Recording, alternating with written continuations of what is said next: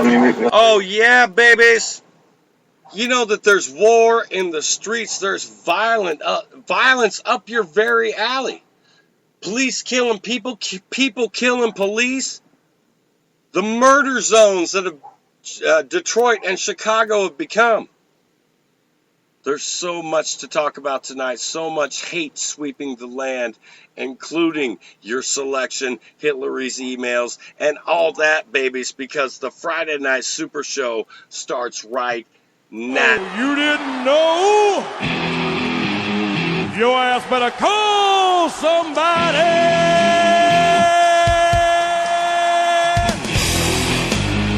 The Friday Night Super Show.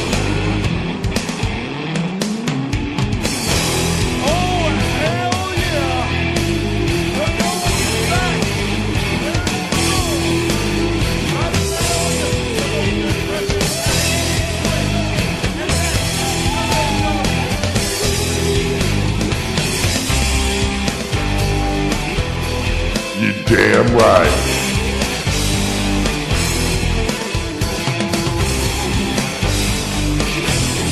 Tag team champs, bitches.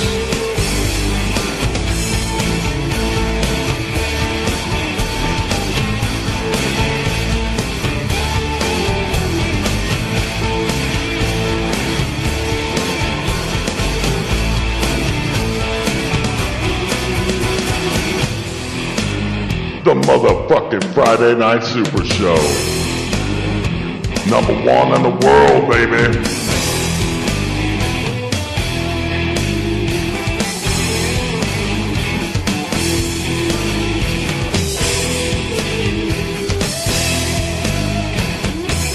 Hey, enough of the goddamn horse shit. Let's start the show. Oh, that's right, babies. You know what night it is. You know what time it is. The Friday Night Super Show is back here on the air on the Last Voice for Liberty Network, babies. Welcome once again. I am the mouth, laughing and scratching at you. Joined as always, or by always. It depends on which word you want to use. Yeah, I'm saying things backwards. I've been talking in Yoda talk all day. It's been fucky. I don't understand it. But my brother from another mother, Mr. Friday Night himself, ladies and gentlemen, Dennis Ford, how in the fuck is you doing tonight, man? Not bad. Like I was telling you before the show, I should probably be in D.C. hanging out with all these activists and amazing people. That's true, ladies and gentlemen. You know, unless you're unaware of the date, which, you know, I pretty much was till about 3 o'clock this afternoon when we went to the bank, it's November the 5th tomorrow. The Million Mask March is happening tomorrow. I might do a special broadcast, get a hold of some of the activists. I'm having a real hard time talking tonight, Dennis. I don't understand what it is. Get it out, man. Activists. I'm trying to. I know I'm a stuttering prick. Leave me alone. The activists that are down there on the ground, not only in D.C., but around the country, might do just a Million Mask March show.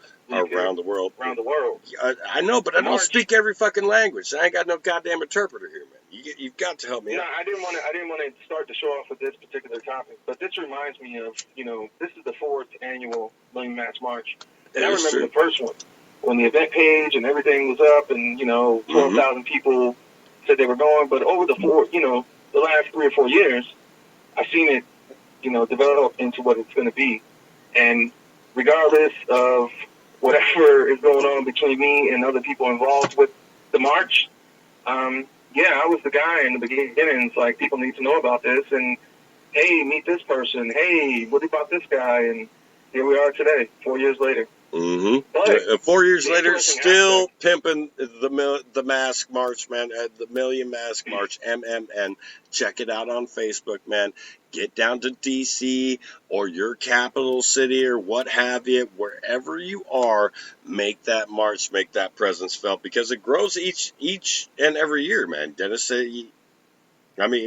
notwithstanding, certain issues between you and certain people that have been a part of that and all that, because sometimes not everybody can accept how the bad guy is, and sometimes the bad guy flings that toothpick, baby. I'm saying I see the potential in it. That's why I got involved in it. So now I've never been to the march in D.C., even though I live in Virginia, and there's a reason for that, because essentially I'm not here to interact and become friends with people. Maybe leave here and a handful of other people that I met on Facebook, but that's really not what I'm interested in doing. But that's just me personally. I can't speak for everybody. I know a lot of people like to embellish themselves in that atmosphere. You never know who can show up. There could be somebody there that you've been friends with on Facebook for a long time. You can actually sit down and talk to this person and have a conversation with them. But for me personally, I don't really give a shit about doing that, especially in Washington, D.C., because I live about 30 miles away from Washington, D.C., and I do my best to not go into that city or go near it because it sounds like shit, and it is shit. Yep. I refuse to go to that other country. That's just my opinion. If you want to pick a march place, don't do it in D.C. D.C. is the worst. That's the worst. And we already have bad traffic. So it's not Dennis just wants to get home earlier so he can get out here on the Friday Night Super Show and entertain like I said, I don't have anything like he always I does. appreciate people taking their time. Again, everything takes time. Leave here, just like our show, it takes years. It's not going to happen overnight. These Take things your time, yo. progress into Got the what they're time. eventually going to be. And I see the potential in it, regardless of who's involved in it. There are some amazing people involved in it. And, I'll just say that. I'll leave it at that on the whole march, Million Mask March. And that's for sure. Like I said, ladies and gentlemen, it's not today. You didn't miss it. Unless you're in Europe, then you're fucked. No, if you're in D.C., everybody's doing the pregame thing. Everybody's hanging out and chilling, going to bars and shit. So if you want to hang out with Steve Grant or somebody else that may be at the march in D.C., now's your opportunity. So if you're anywhere in the vicinity of that particular shithole, make sure you get over there right now. And if you do, find Steve Grant and tell him what an upright and upstanding human being he really is, because dude is. Well, again, somebody that through the years I've seen, progress, and the how genuine Steve Grant is and what he does is very important. You can't really say anything bad about Steve Grant. Exactly. Even if you no, you can't. I refuse to, number one, because I'm just saying, even if you thought about it, what could you really say bad about? No, that? you can't. Nothing. That's the thing. That's the reason why I refuse to, is because a person can't really say anything bad about Steve Grant. The guy is a stand-up guy. He lives what he talks about, raps about what he talks about, gets information out there to people. I wasn't always agreeable with his style before, but you know what? The big bad wolf has grown on me. Call me Little Red Riding Hood. Motherfucker be eating me up, I'll tell you what. I don't know. I think we all kind of need that, that older brother, and just talking with us. Somebody to just push you. Wait, there's somebody in this shit that's older than me? What the fuck? No, people have been lying to me. I'll be that guy. I'll be that guy that'll be telling you the shit that I want to see you produce and put out, because essentially I'm not in this for likes and friends, like I said earlier. I'm not in this to be popular. I'm in this to do what needs to be done and fill the niche that isn't there. And that's what we've been doing. We talk about this all the fucking time. Mm-hmm. It's nothing new. This actually segues into another discussion I want to talk to you here tonight about Chicago and major cities, and D.C. plays into this as well, because don't get me confused, D.C. is no wonderland, ladies and gentlemen. D.C. is a rough city. It's very rough, and it's part of the reason why I used to work in D.C., when I was early 20s, maybe 25. I was working there, and I was just working, and we'd go get something to eat, and the shit that I was seeing was blowing my mind. That's how bad it was. Like, people weren't getting shot in front of me, but people were fighting and shit. Like, you're at McDonald's. It's out of control. I don't know how people live there. But it's not just D.C., it's Chicago. Oh, yeah, it's happening in a lot of major cities, man. Speaking of Chicago, everybody knows that the Cubs won the World Series. I'm pretty sure everybody knows what? that, right? When did that happen? Right. This is why I'm glad they won the World Series after all this time that they haven't won it. I'm glad they won it right now, because in October, ladies and gentlemen, 79 people were killed and 348 people were shot and wounded. So if these people knew how to shoot, there'd be 300 deaths in Chicago, but these people don't know how to shoot guns. Dude, which is not a good thing.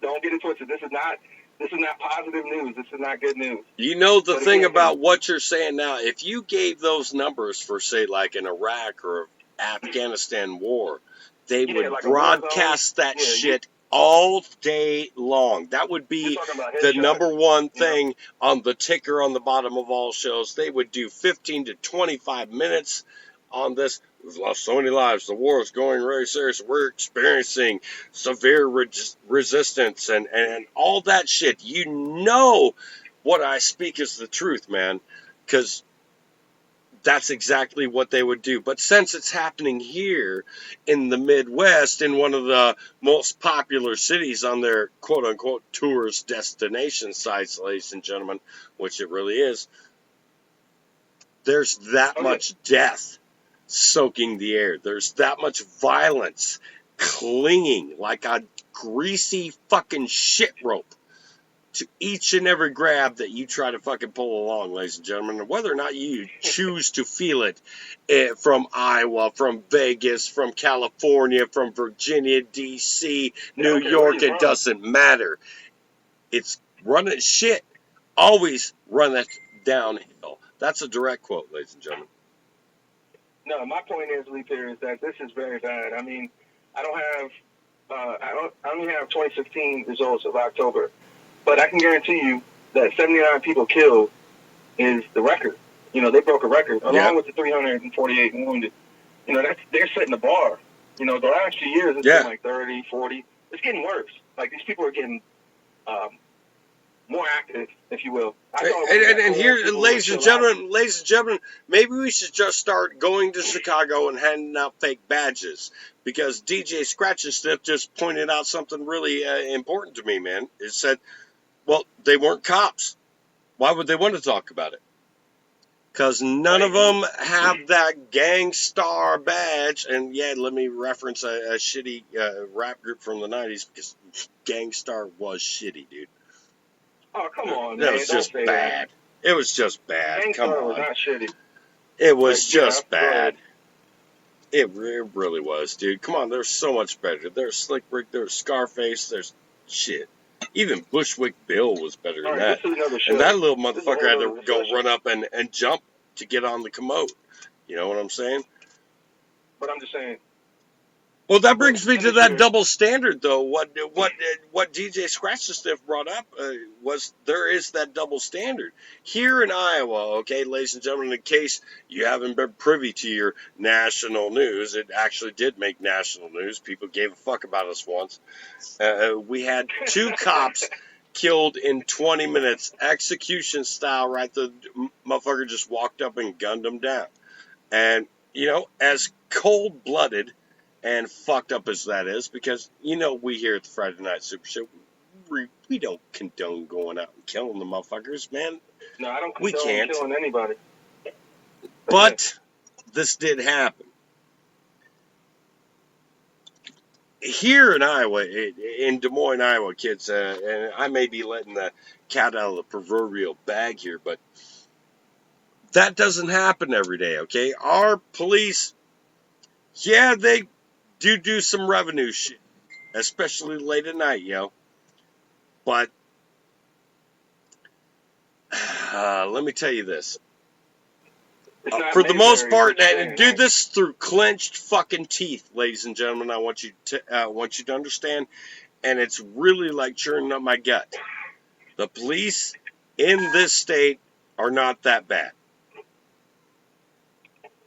If I felt, given that, by not that bad, I mean that I feel if given a chance, I could actually educate some of these young men and women and let them know, look, you're doing a great job as far as the public contacts in and you know, helping out with people and all that. But your criminal shit, they don't teach you shit about. Let me help you. Let me teach you these things as to what these acts and statutes mean. And as an anarchist, ladies and gentlemen, it's kind of hard for me to admit on the air, but I almost feel a level of sympathy, maybe, or is it empathy? I'm not entirely sure, but one of the two. You know, we either have to put stuff, into real perspective and seeing what's going on. And I'm getting shout outs from our boys that live out in Dallas County where they caught the guy that shot the two cops. They didn't kill him. And no, it's not because he was white. It's because he had done given up. He turned himself into a DNR Ranger. Okay? It wasn't we had to firefight him out in the woods. No, dude. He bogged his shit down, threw his gun away, and then tried to walk. Luckily, dogs, they can sniff wherever humans go. So, and it really, in most big cities, around most big cities, that would have ended in surely a gunfight at some point in time. No, he'd be dead right now. And I know there's a lot of listeners that we have out there right now saying, well, if he was black, they just shot him right there. No, in this state, kids, I'm sorry to point that out to you, but they ain't that way. They ain't. I really wish I could sit out here and condemn them up one side and down the other. Seeing all the police brutality videos and knowing that the police have now killed more people than were ever killed in the Iraq War. That the cops in Des Moines, Iowa are somehow different than the rest of the police officers throughout this great country of ours. No. Is that what you're saying? No, that is not what I'm saying. Because they are all enforcing acts and statutes which extort and rob and kidnap and imprison you and me. All, but I understand every time. They're not going to shoot a black guy if he kills some cops. Well, this brings up a good point, because we just had this situation with Standing Rock, right? Now, these are Native Americans that weren't armed. I don't know what was going on. Mm-hmm. But remember when the white guys had their standoff? They were heavily armed. Yeah. They weren't getting mazed and beat up. So what's really going on? Is money a factor in this? Because, Well, here's what I want to know and here's what I want to know, and I'm going to call motherfuckers out right here on air in big groups, and you motherfuckers might need to listen or pass this on to your friends that you know who they are. 3%ers. I've heard reports that they're there. I heard reports that they're around, but I ain't seen nothing out of them. Now, the 3%ers that were down with Ahmaud Bundy, and, God bless his soul, dude, I do like the guy. I've interviewed him at least once, so fuck all the rest of you people.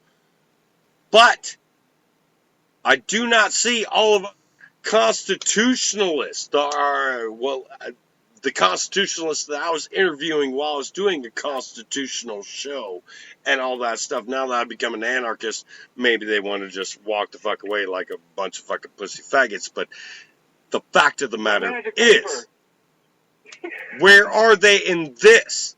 Because guess what? Them Indian lands mean as much to them as what Clive Bundy's or Cliven or Cliven, however you want to fucking pronounce it, how much his ranch meant to him. And how many people went out there, showed up, were doing reports from the fucking front lines. We talked to them on NWO Truth Radio, ladies and gentlemen. I was there. I was the host of that show. I ran the switchboard. That's right. That's true. Where are they now? Why aren't they at Standing Rock? Why aren't they in fucking Chicago trying to talk to people and help bring some shit around? Lee Peter, where's Black Lives Matter when it comes to why isn't Black Lives Matter in fucking Chicago? No, it don't matter. 79 black people. I'm sure they're not all black people. The 79 people shot and murdered in Chicago last month.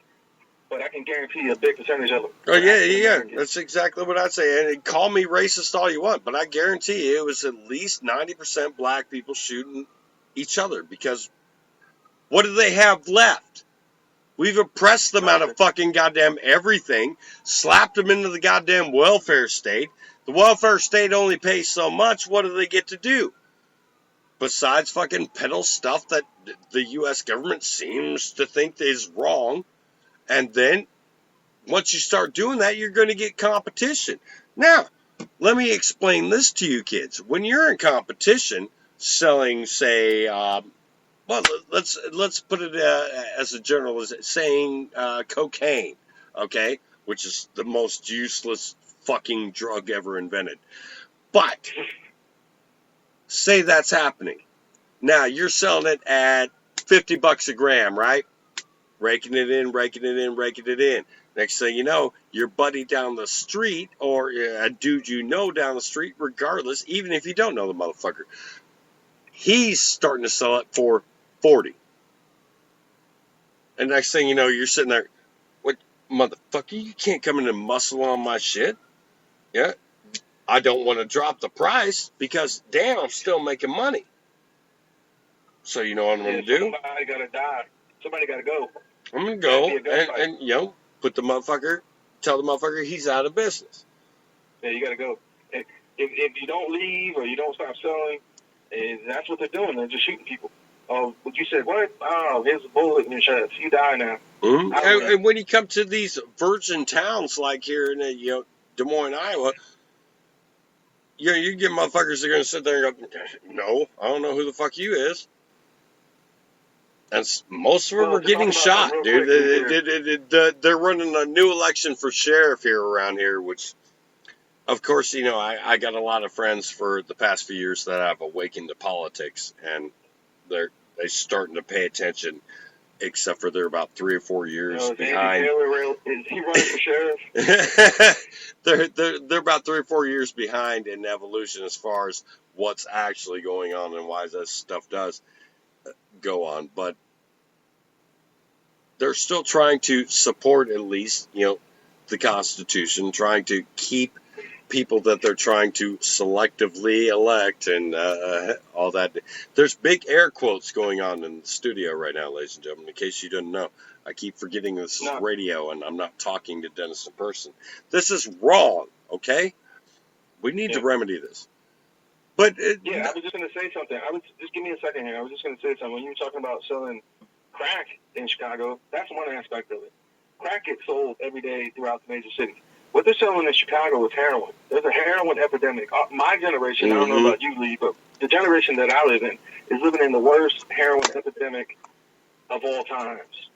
And this is why the money is so good and why people are competing on the street corners. And if you're not ready to kill somebody, then you shouldn't be in that game. And well, you want that's the appeal about it is, and this is why the war on drugs is fucked, is because they narrow down shit, oh man, if you're smoking weed or doing this or doing that, you're not that cool. Come on. You can check this out. Excuse me, man, I got the burps real quick. This is what the real cats is doing. Fuck. If you're down with this, you're down with taking a toke or what have you. Shit. Come on, it's just a needle. Ain't shit. Don't be a pussy. No, I'm just saying. And then it ends up with dead people. It's Big Pharma too. Let's not forget Big Pharma. We're going to talk about the election too before we go to break because I have some shit to talk about with the liberals and what the fuck is going on in Chicago. But these people are fucking hilarious. Big Pharma because Big Pharma prescribes people that have pain, synthetic heroin and the opiates, the other epidemic that nobody wants to talk about in the major cities.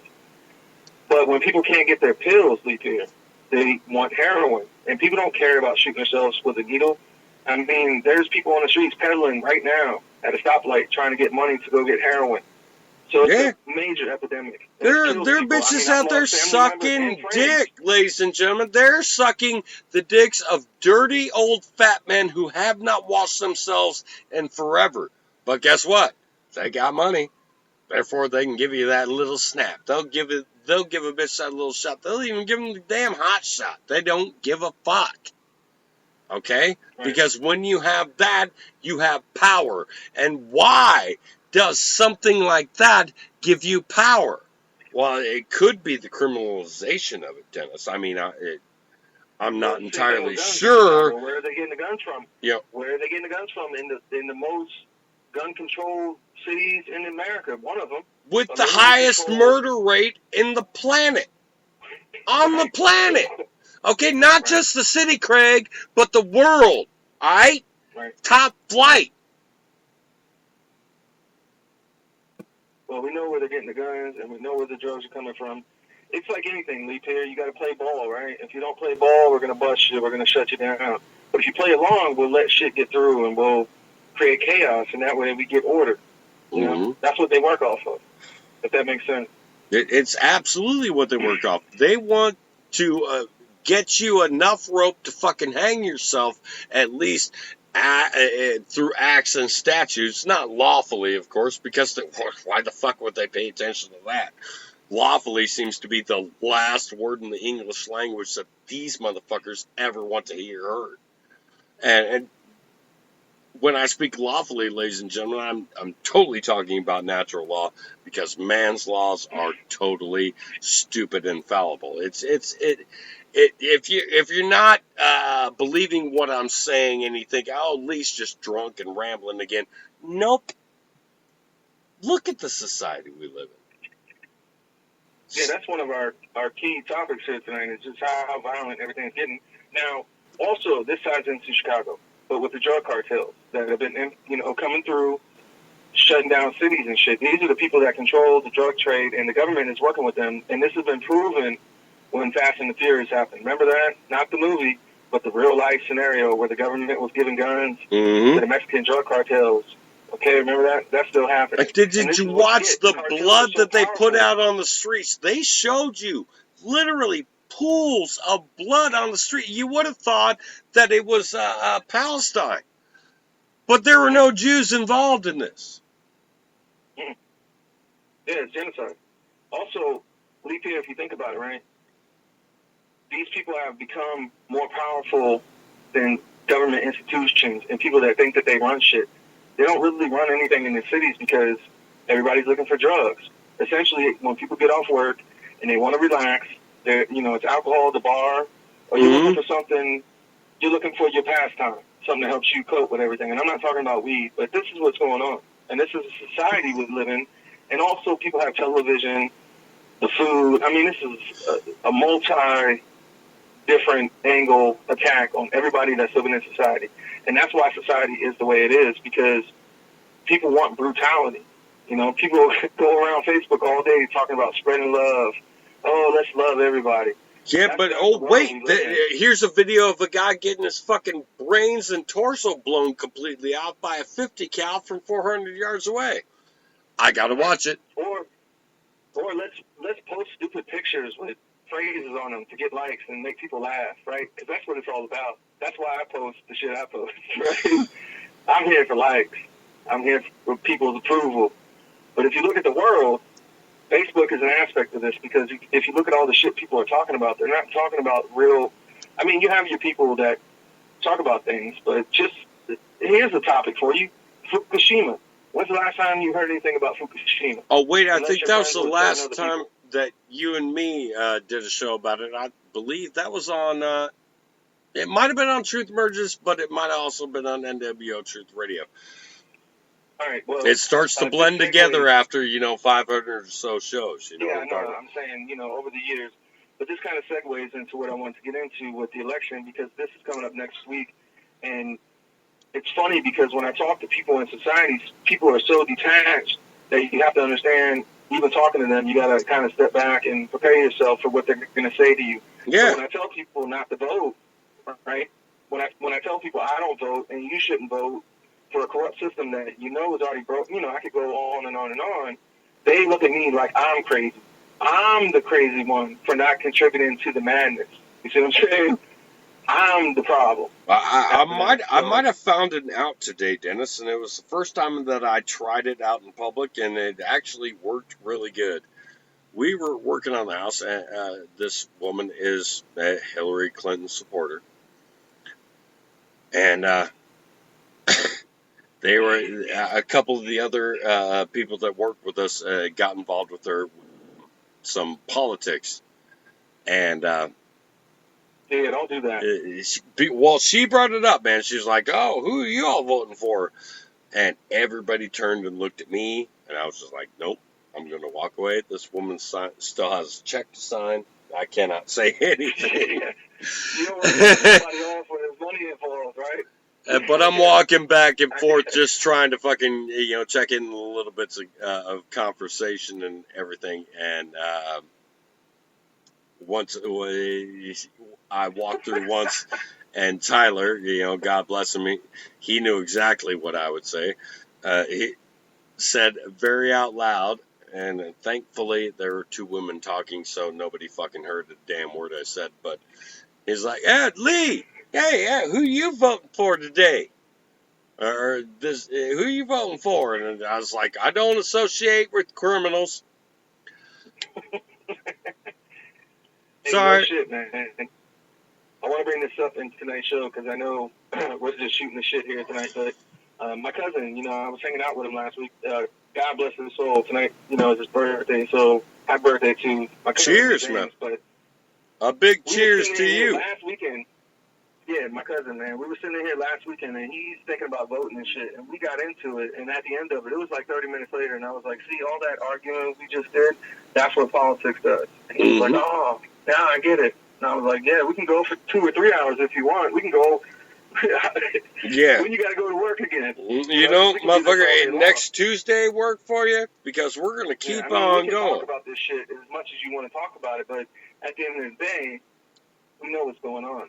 Unless you haven't really really engulfed yourself in what's going on and understand that, neither one of these people are going to change anything in this country, in my opinion.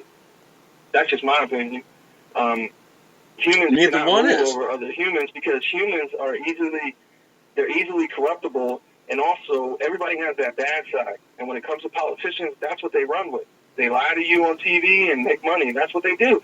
That's that's like a prostitute on the street. Politicians, that's why they're called politicians. They'll suck your dick for a vote and then lie to you later on. They will. We heard it earlier today, man. Me and Ogre were, hitting the bank and all that other Friday fucking fun stuff, that you get to do. But we always listen to, nationally televised or nationally broadcasted public radio because, number one, dude, you got to know what they're saying. All right. You got to know how they're dictating the sheet. And at one point, he sits there. Oh, fuck, I had it in my head. He sat there and looked over at me. And we had this. Fuck. I'll get back to it here, ladies and gentlemen. This was for sure. It really meant something. Every now and then my brain just fucking totally says, wait a minute here. It's time for shutdown. And, we are a half an hour through the show. Okay, we are having what we call a good time. We're trying to at least bring some of this stuff. Where's Trip at? He might call in tonight. Where's he at? We might have some Trip. The Sarge is supposed to be joining us as well. Nobody sent me a damn message saying they can't get in yet. So it's us, the tag champs, and this is the way it works. But ladies and gentlemen, if you're not paying attention to the escalation in violence in your town, I mean, when it starts to really hit here, and, I'm like one of the guys in this town that you can come to and find out what's going on in the underground. Because, fuck, dude, I've been illegal all my life. So he's the underdog from the underground. As long as I'm alive, gonna live illegal. But nobody's been around here. Nobody's trying to do anything around here. So if it's starting to happen around here, it's going to start happening even worse everywhere else, ladies and gentlemen. You think that your news broadcast, for all you kids around here in Des Moines, you think that your news broadcast is broadcasted enough about 2 cops getting shot. Yeah, it's pretty fucked up. I will say that. Yep. Motherfucker, still being it was fucked up, no matter what the way he did it. But I can't say that it's not merited. I mean, how much crap do we have to take before we really start putting some motherfuckers in check? And I know that Earl Conlon out there, the dashboard outlaw, we've talked about this many times, and it always ends up in violent conflict. And why? Because that's what gang warfare and gang mentality ends up in. Okay? And I want people to understand that their police force, the people that they call it, are this drunks in the bar and blah, blah, blah. There's a reason you call them. Because they've made laws that said, if you defend your own self or private property, we're going to put you in jail. So you have no choice left but to say, Piggy, come and help me. And then all of a sudden, you're one of those gun-toting, boot-licking fucks that says, wait, I run this and I do that and all this other crap. And if it weren't for the police coming and taking these drunks away, I might have had to do it myself at a much cheaper cost than what I'm paying in business tax. Holy crap. Chicago, let's cut out the middleman and just shoot people. Let's do that. That seems to work in Chicago. How about that? We don't need the cops. You got a gun, right? I got a gun. Let's use them. All right, shit. Right? You and me, 10 paces? Right. No, wait. Let's do 20 paces. Because I'm sure we'll both be drinking. At the march. This is funny because the Million Mass March falls on a Saturday. I don't know if this has ever happened. But tomorrow, if they get too rowdy, they're going to get maced and beat up, too. Trust me, in D.C., they have front lines ready for people to act up. So they're watching what's going on with the march on go because I've done pretty good for the last 10 years to stay out of that city, and I'm going to continue to do so.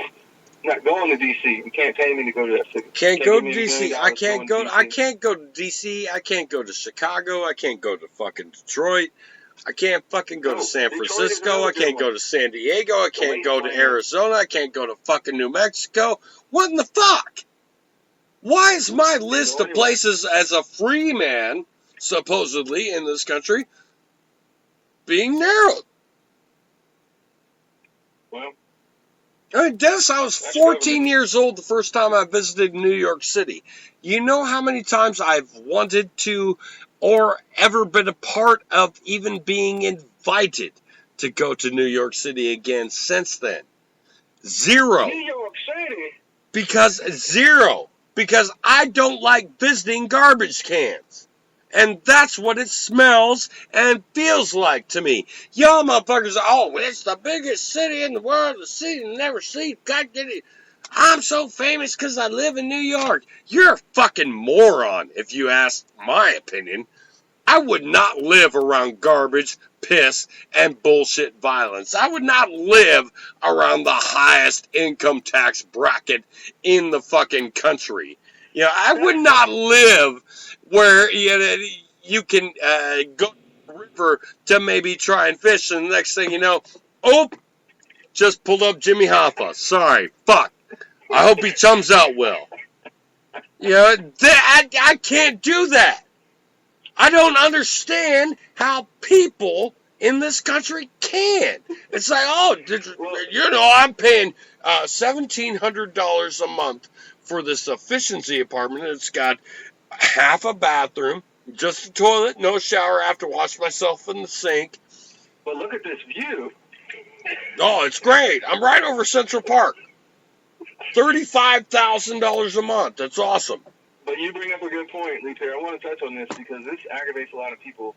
But when you get a concentration of people in major cities, guess what? It's going to suck because you get a lot of people in one space and they all suck and the city's going to suck. And that's what you get with New York City and any other major city in this country, even if it's Vegas. Guess what? Vegas sucks too. I said it on tonight's show.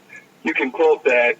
And all the cities in this country are shit, especially Chicago and Washington, D.C. Like Lee said, I don't know what's wrong with people. How do you even function in that city living around all that fucking trash? People. Oh, they're good people. You don't know everybody. No, I know. I already know. I know how these people are. What good people? I know. Where are these good people at when it comes to stand up and saying, yo, y'all niggas need to cool the fuck out and stop shooting each other. Quit this bullshit. Why are you shooting each other? Well, he got more crack than I got weed. Oh, really? Well, where's the root of the fucking problem? Why are crack and weed fucking illegal? That's the root of the problem. People are stupid. So, like I said, when you get a large concentration of people in a major city, guess what you're going to get? Stupidity. Because that's what we breed as humans over the last 100 years. You know, exactly. It's like we feed on the dumb. Getting together and saying, hey, you're smart and I'm smart. We're actually, you know, high IQ. Let's have kids. No, it's stupid motherfuckers that live in the inner cities that are like, I don't know how to get out of here. Let's just have 10 kids and raise them just like our stupid fucking asses are. Yep. Wow. Why? Why can't we get out together? Gee, I don't know. And this goes for, it doesn't matter what fucking skin color you are, you fucking morons, because I've seen you both. Oh, wait, all three. Yellow, black, and fucking white. Sorry, you dumb motherfuckers. How long are they going to play the game before they realize that this is a system that's built to destroy them, and still they want to run and play the game? You're damn right. And Dennis, that's a great fucking word right there, dude. How long you want to play the game before you figure out the game is playing you? You fucking idiots. Right. The house always wins. That's rule number one. Mm-hmm. If you're gambling, the house always wins. Mm-hmm. That's it. That's why you don't hit above 17, motherfucker. Shit, man. Play some odds. Why play the game?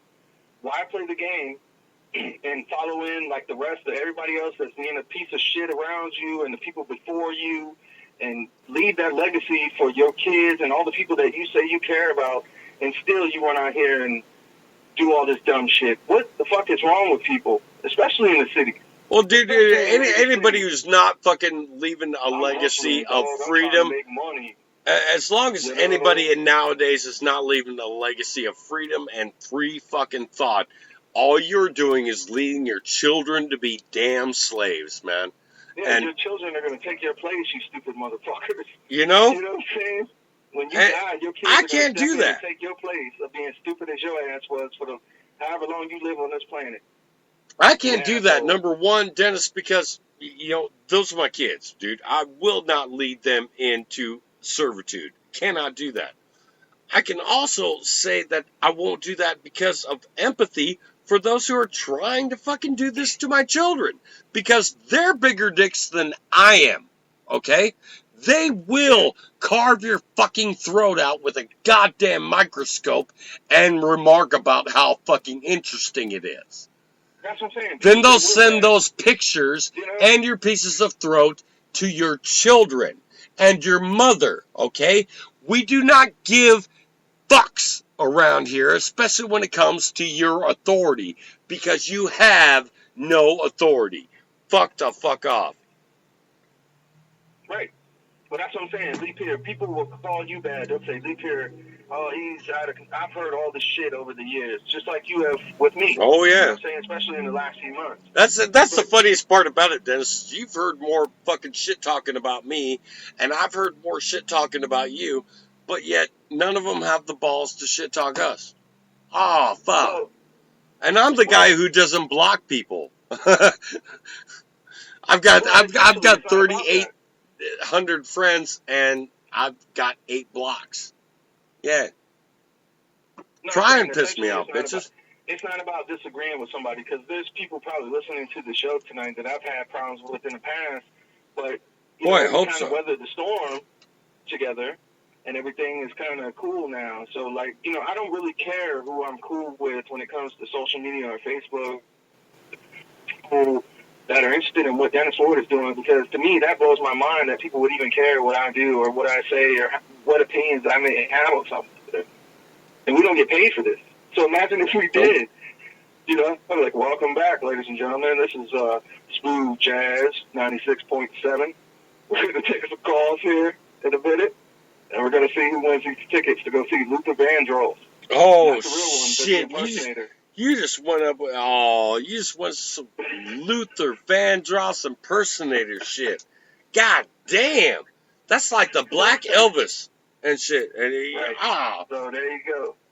That, you know, that's another thing. It's like we had to take the initiative to do what we did way back when you were on YouTube, Leaf Hair. Mm-hmm. You know, we had to take that opportunity and do it because nobody was doing it, and that's what we have done, and that's what we continue to do, and that's all it is. And it has nothing to do with anybody else's opinions or their likes or their shares or any of that shit. At the end of the day, like I said, we're still here. We weathered every storm that they've thrown at us, and I can guarantee you we're going to be here after this bullshit election next week, and we're going to tell everybody exactly what we've been saying for the last 5 years. This is what you get when you vote for shit. All right? Exactly. This is what you get. Oh, shit, man. You didn't even know it, man. What the fuck? This is what you get when you vote for shit.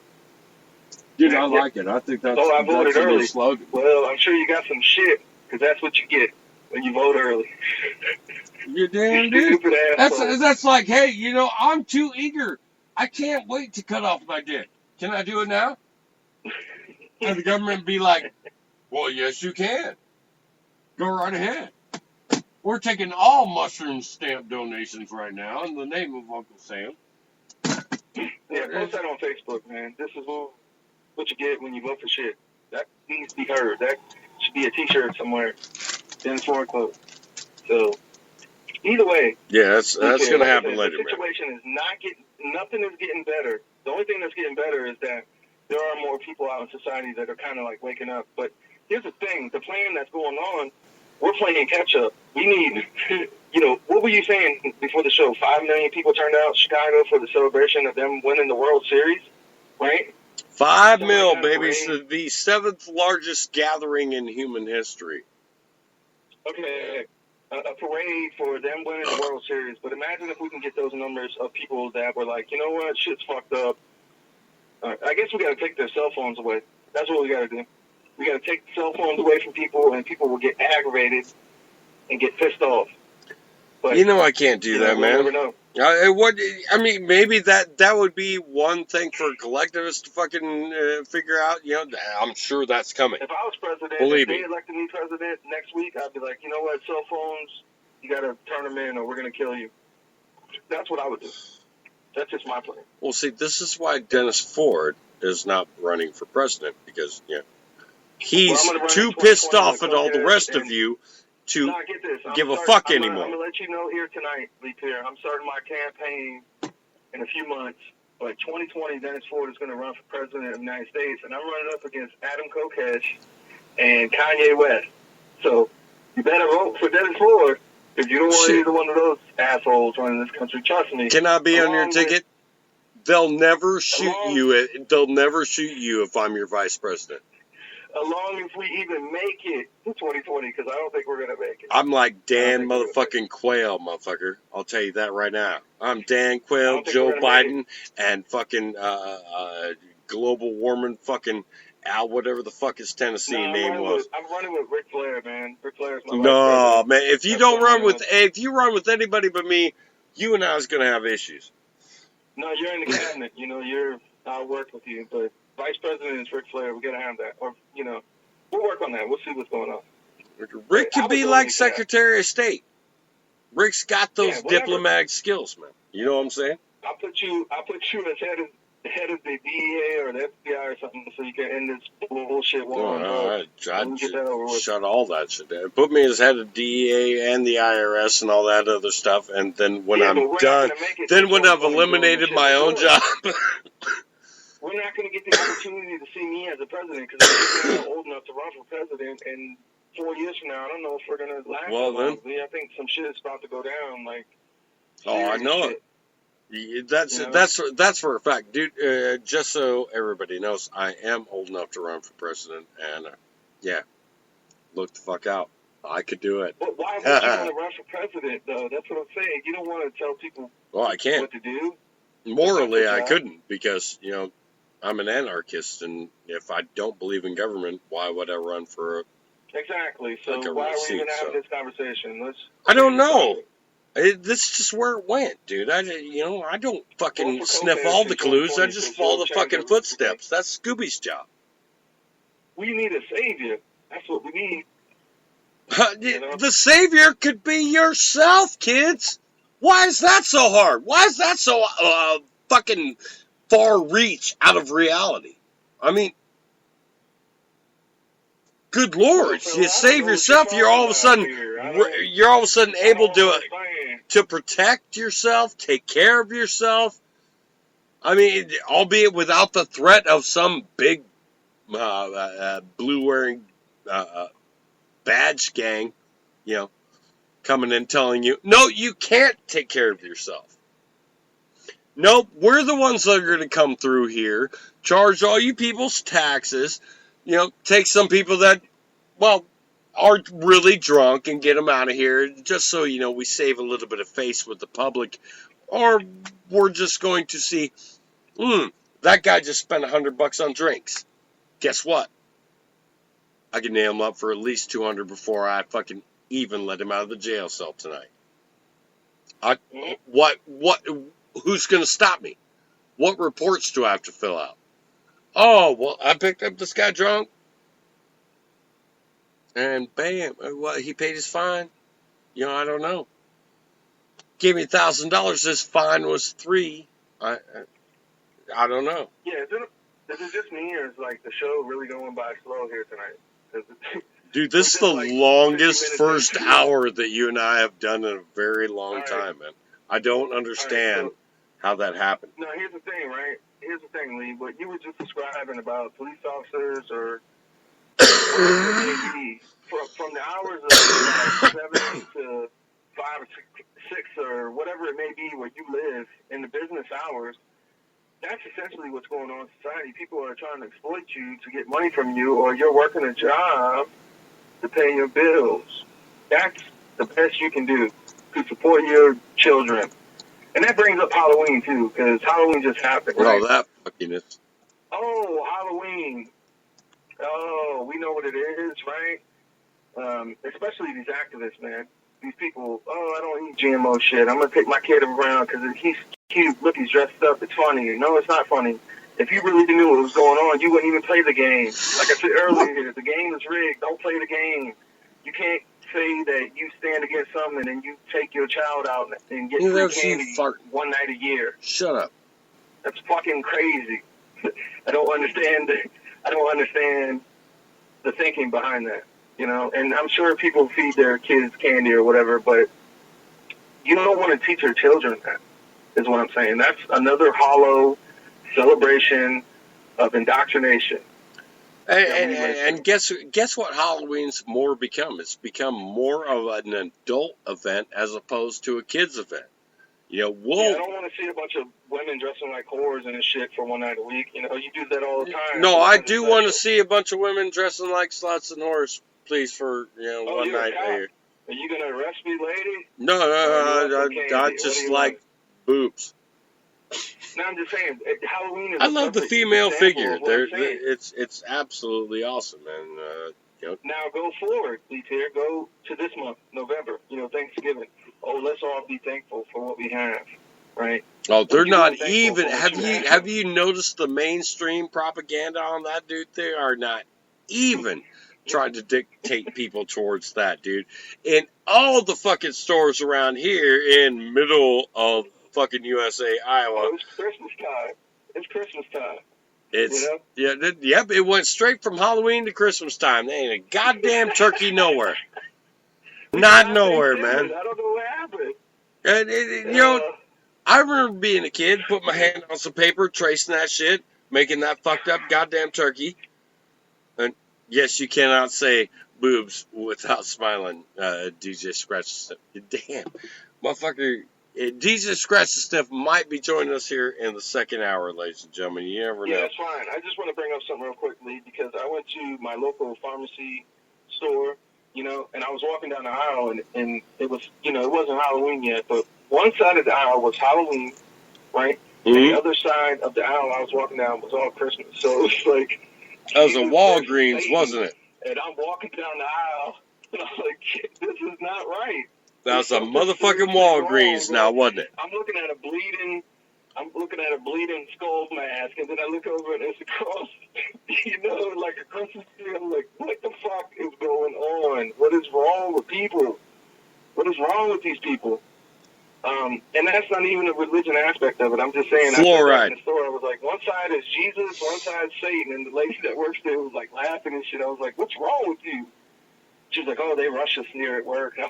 It's not even Thanksgiving yet. What are you doing? What are you doing with your life? Mm-hmm. You fucking moron. Hey, well, you know, that's the saddest thing about going through those lines, man, is that, you know, you sit there and you want to have that conversation, or you have had that conversation with those people, because, yeah, you know me, I don't pull no punches about that shit, but... No, I'm just saying, I just picked an aisle to, like, go get what I had to get, and I walked down this aisle, and I was like, oh, it's Christmas already? No, it's October, and then I look over, it's like Halloween candy, and man, I was like, what the fuck is going on in here? You know? It's ridiculous. It's ridiculous. And ladies and gentlemen, if you don't actually notice why they fucking commercialize and propagate Christmas 2 fucking months early, all right, it's because they want that economic boom in the fourth quarter. That's what they want. That's what they're searching for. That's the whole thing that pretty much establishes why they will win or lose during the previous 3 quarters. Okay? It has nothing to do with Christ's birthday, because Christ was actually either born in April or September. I'm leaning towards September with my studies. But you know what? Why are we celebrating Christ's birthday in September? Why all of a sudden it's this big push, and it has been for the last few years? Jesus is the reason for the season. Motherfucker, that nigga was born in fucking September. He damn sure wasn't born in goddamn December. Because in December, the climate wouldn't have been able to sustain his life. He would have froze to death or died. Think about the longitude and latitude, ladies and gentlemen, of where Israel is, supposedly, and it's supposedly even the Israel of Old Testament and all that shit. The geographical locations during December, that child born in the hay stable would have died. That's all there is to it. You can't stop physics. Lee, hold on. I'm not talking about the whole religious aspect of it. I'm just saying, us as a human species, look what the fuck people are doing. Like, people, we're not celebrating Thanksgiving this year. We're just going to skip past that and worry about December. That's what we're doing in 2016. All right, that's fine. That's fine. Well, that's an intentional fucking thing. That's an intentional thing. You know the reason why they don't want us to worry about Thanksgiving is because Thanksgiving is when we actually, as family members, get together.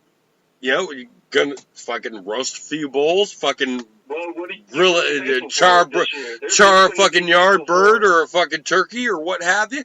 And, you know, we actually get along on Thanksgiving as family members, which is really fucking weird for my family because they all, you know, think I'm crazy. But still and yet, on Thanksgiving is when we always get together as family, and I think it's true for my family as it is for every other family, man. And then we sit there and go, shit, we family. Why the fuck are we fighting? Shit, let's tear up this bird, let's roast up this blunt, and let's have a good time. Christmas time, we all have kids. Well, here's the difference, man. Here's the hypocrisy, buddy. Is at Christmas time, we all have kids. And so, you know, at Christmas, you got to make sure that Santa shows up. So, you know, going around and visiting with the relatives or your friends and all that, all of a sudden becomes financially impossible. It does, unless you've got, you know, one kid and one friend. Or one kid and one family member. Maybe Meemaw is still alive, I don't know. But that's where you're at. Conspiracy for you. Here's a conspiracy with Jesse Ventura for you later on. think it's a conspiracy because of all the shit that's going on with the Standing Rock, with the Native Americans. They're not really Native Americans. They're really natives that we stole this country from. But I think that's what's going on in November. They don't really want people to remember Indians, and all this shit fell on a bad time, if you feel me. So they don't want to bring it up. So, like, anybody dressed as an Indian, they're bringing up Indian shit. Yeah. They're crazy. Well, Dennis, am I wrong? Is it not history repeating itself, man? That's history repeating itself. It's the federal government's... You get shit in, you get shit out. It's the federal government's attempt at genocide of the Native American people. They want all that land. They're like, oh, yeah, we'll give you some casinos for a few years, but you know what? We're still coming to get you, nigga. We don't care. Yeah, that's a perfect point right there. How many... is it break time yet? Yes. Break there? Well, we're totally at break time, but... All right, it's 10 o'clock Eastern Standard Time. Amazing. See, I just checked the clock, and it's 10 o'clock. So, yeah, we got to take a break, and hopefully somebody will call in or join us. I don't know what's the deal with that, but if anything, even if you don't, mind. Yeah, I've not gotten any extra calls. Apparently, we've been entertaining the masses for, a little bit. So. Well, don't you dare be sour. Don't you dare be sour. We'll get into that later on. But like I said, just in the first hour, it's just shit that needs to be said that's not out anywhere else on radio. Nobody else is doing what the Friday Night Super Show does. I don't care who you talk about, want to roast or you want to talk shit. Guess what? We can do that too. We can play that game just like you. But like I said earlier, why play the game if you're going to lose? If you already know it's set up for you to lose, why would you play it? That's why you need to listen to the Friday Night Super Show each and every week, because every time that all of you collectively out there think you have the fucking answers, we change the fucking questions, and there's nothing you can do about it except for keep learning. Keep learning what we may not be the sharpest fucking tools in the shed. Please go out there, find the sharper one, and help us be sharper as well. But until then, I mean, Dennis, it's been 5 years we've been issuing this goddamn challenge, and none of these motherfuckers want to even step. Nobody wants to be a part of it. Nobody wants to come on the shows because they know. No, I mean, there's contenders, but that's a whole nother thing. But here's my thing. This is one thing I miss from the Friday Night Super Show is like the sound clips, the sound bites, where we can just throw shit in and be like, that's something I miss from like the origins of what we create. See, now you're starting to sound like a naysayer. Shut up! Fuck you! You fucking dick! Always naysaying! Everything I create! You piece of shit! You create something! Like inward singing! You fucking shit! You fucking sit in your tower! You fucking nap! What's funny? You fucking bitch! Fucking fuck you! Fucking cock-ass! Cock-ass! This is how we feel on a fucking daily basis, ladies. This is how people react to what we do. But in the end, Dennis, we sit back, and yeah, we may be sitting back laughing, sitting in our tower, and all that other stuff, but you built our tower for us. By hating on what we're doing, by trying to destroy what they're doing, they built our tower. We could sit in that tower and look down and go, you know what, motherfuckers? Give me 10 more minutes. I need another drink. Load the bong up. I don't know if God damn it leads here, but I'm pretty sure you do. But, us talking on the radio is one thing, but we bring exclusive music. We bring exclusive content that you're not really going to get anywhere else in the radio when that comes to the world. And that's why we are the World Tag Team Champs of Friday Night, because, like I said, it takes balls to even get on the radio on Friday night, because in society, we all know what Friday night means to most people out in society. But guess what? You need to be here on the Friday Night Super Show. And our numbers keep on growing, kids. I'm not interested in time of your pathetic life listening to our show, because I don't really care about your approval. But you need to be here, is what I'm saying. So, all I'm saying is Yeah, this is all in archives. Everything is in archives. You can go out tonight, get drunk as fuck, finger bang old Mary Jane Rottencrotch through her pretty pink panties all night you want. Get up tomorrow morning, plug this fucking show in, and see what you miss, man.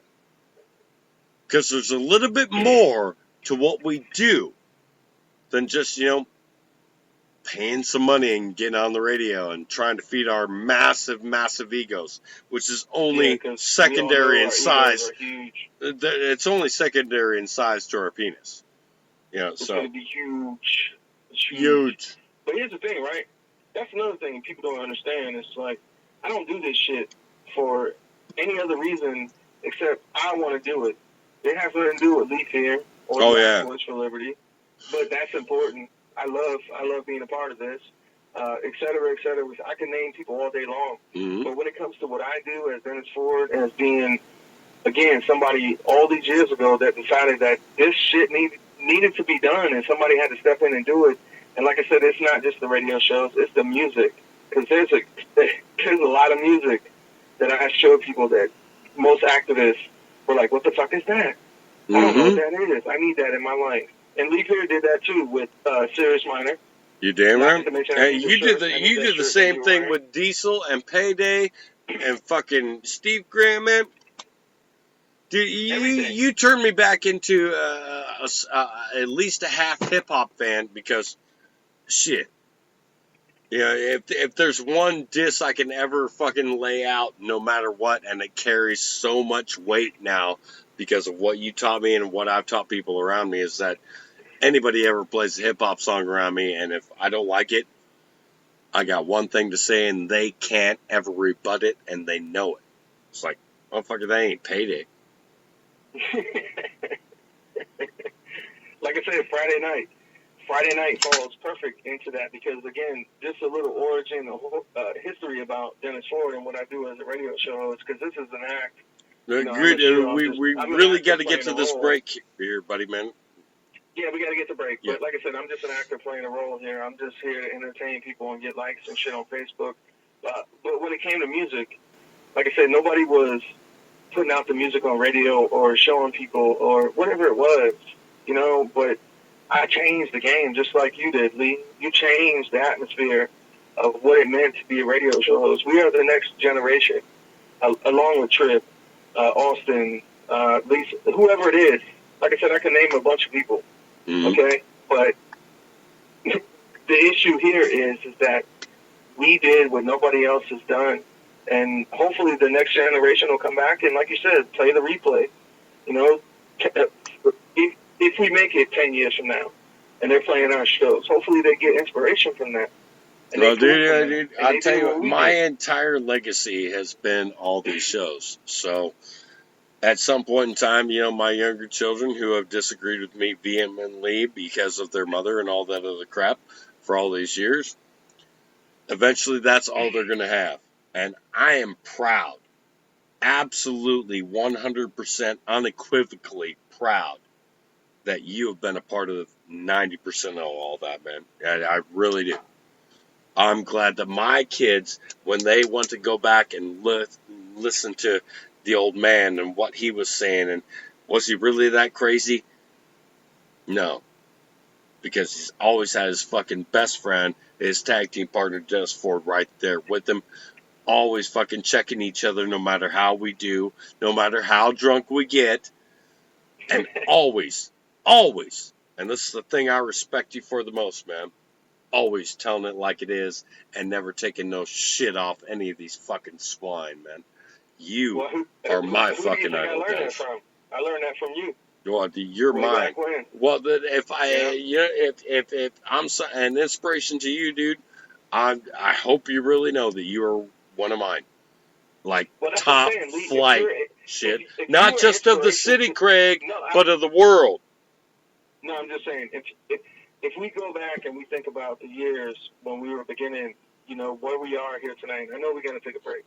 But if you were inspiration to me and you inspired me to do what I do, imagine what the next person that finds our shows is going to do. You see what I'm saying? This is all for this is all for a reason. This is not our legacy or anything like that. This is Well, it's it fine. I needed don't to have be much. done. Okay, somebody had to do this, and we did it. So, And we did it better than anybody else has ever done. I mean, I'm sorry. well, You that's take another you thing. take your Like, Anthony and Opie, you take your Howard Stern, you take your Mancow, you take all those fucks, and guess what? They have never, ever done a show like we've done here on the Friday Night Super Show for the last 2 years now. We've been laying it yeah, down we're approaching better like 200 episodes and being of more Friday Night Super truthful. Show. More truthful than anything that you could possibly hear on radio. Some people say it's the alcohol. I just say, hey, we've always been this way. Well, We for have me to personally, drink to tone it down for you because, good Lord, we want to jump for into me this crap personally, head first, no helmet, right into the fucking drain swimming pool, and that's where we want you to be because we want you to feel that goddamn head crack that we had to feel. But in our collective wisdom, we're almost being socialist by saying that, but in our collective wisdom, and I do mean between me and Dennis Ford, we've decided that it's much better to continue to try and reach out to you, to sit here and tell you just how elementary your mistakes are. Sorry. We're not trying to make you feel stupid, but you are stupid. Okay? There's nothing I can do about that besides point out why you're stupid and how you could not be stupid. And Dennis Ford is always right there each and every Friday night, including tonight, man. And yeah, like I said earlier, time is going by slow here tonight, and there's a reason for that as well. It's because I thought about this show. I kind of pre-gamed 3 or 4 days ago about shit. what I was going to discuss here on Damn, the show, and Charlie I've never Manson. really done that. I've never really approached a show where I was like, I gotta have a game plan or a blueprint for this show. But tonight I was kind of thinking about that, and there's notes and shit that I've been running over. But essentially, we haven't done that for as long as this show has been on the air. no. And wherever it falls, wherever it goes, it's still going to grow and it's still going to multiply. And people can love it or hate it. You get that with everything. Some people don't like vinegar. Some people don't like mayonnaise. Some people don't like the Friday Night Super Show. Some people think don't the like cucumbers taste better pickled. Yeah. Well, guess what? I don't like society, and I don't like people. So how about that? Oh, How's that shit, for a now, segue? son. Hey, guess what? I got his back. Guess y'all's fucked. You probably shouldn't have been so goddamn fucking stupid. Maybe, just maybe, dude, when we really started this, fuck, I was even almost a constitutionalist still at that point in time. This is the thing So I that, remember I produced those shows. well, it's really one of the things in the studio. that continuously stick in my craw, is that, look, dude, there's a reason I've evolved past the Constitution and past a piece of paper is because it ain't right. No matter how you slice it or dice it, throw down your, I need national security. Throw down, I need my roads. I need this. I need my Constitution. I need my right to own guns and bleep, bleep. For fuck's sakes, man, it all boils down to a simple line from the movie Meatballs. Okay? It just doesn't matter. And when you start to take away their power of how much that matters to you, you start to gain power over these motherfuckers. You know what I'm talking about? You actually start to sit there and go, no, I'm going to be Charlie Manson, man. I'm going to be the one. I make the questions. You get to guess the answers. Okay? I'm going to be the one that's dictating the pace here. And once you start to fucking hone in on that, man, you start to become an activist Jedi. Well, That that's can important. happen. And we do have That's to take a important. fucking break, for Christ's sakes, man. Yeah, we got to take a break, but that's important, Lee Pierre. I'm glad you brought that up because, like I said earlier, when you play the game, you got to understand the game. If you don't understand the game, why are you playing it? If you're not here to be like the best at what you do, then, you know, this goes into wrestling, this goes into your job, this goes into you fucking person, you making music, any of that, man. The best you can be, you know what I'm saying? Then don't get on radio. You know, get out of my way, because I don't need you. You know, you're just taking up space and you're occupying time and you're fucking boring. You need to get out the way and let me do what I do. All right, and man. Conquer and take over shit. So, yeah, we got to take a break. You and know I don't know what you're going to play, but I know you're going to play some Payday during the break. But here's another interesting aspect of all of that is that, again, you show people shit. And I'm thankful there's people like Leaf here and other people out in the world that absorb like a sponge. They take in the music and shit that's being passed around. But this takes time. Like I said, Lee, this shit didn't happen overnight. This is progression.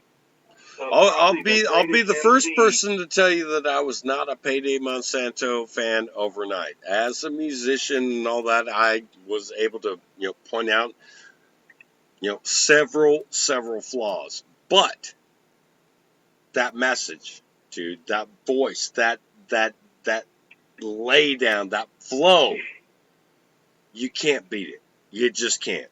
I love all our underground hip hop artists, man, that have been on the show, and we promoted their stuff, and it's really good music that they're putting out. They're just not Payday, man. And I don't want you guys to be Payday. I want you to be you. I want you to be Polar the White. I want you to be Steve Grant. I want you to be fucking Diesel Automatic. I want you to be Ghost Rider. I want you to be all you motherfuckers, man. Be you. In my opinion, in my honest heart, that motherfucker does the best job. He does. If you can, be a part of something that he does, Steve Grant and fucking PTP with Payday Monsanto, Dark America, which is Elias Clay. Don't forget Elias Clay. Well, Dark America is an awesome song. Don't even get me started on Elias Clay.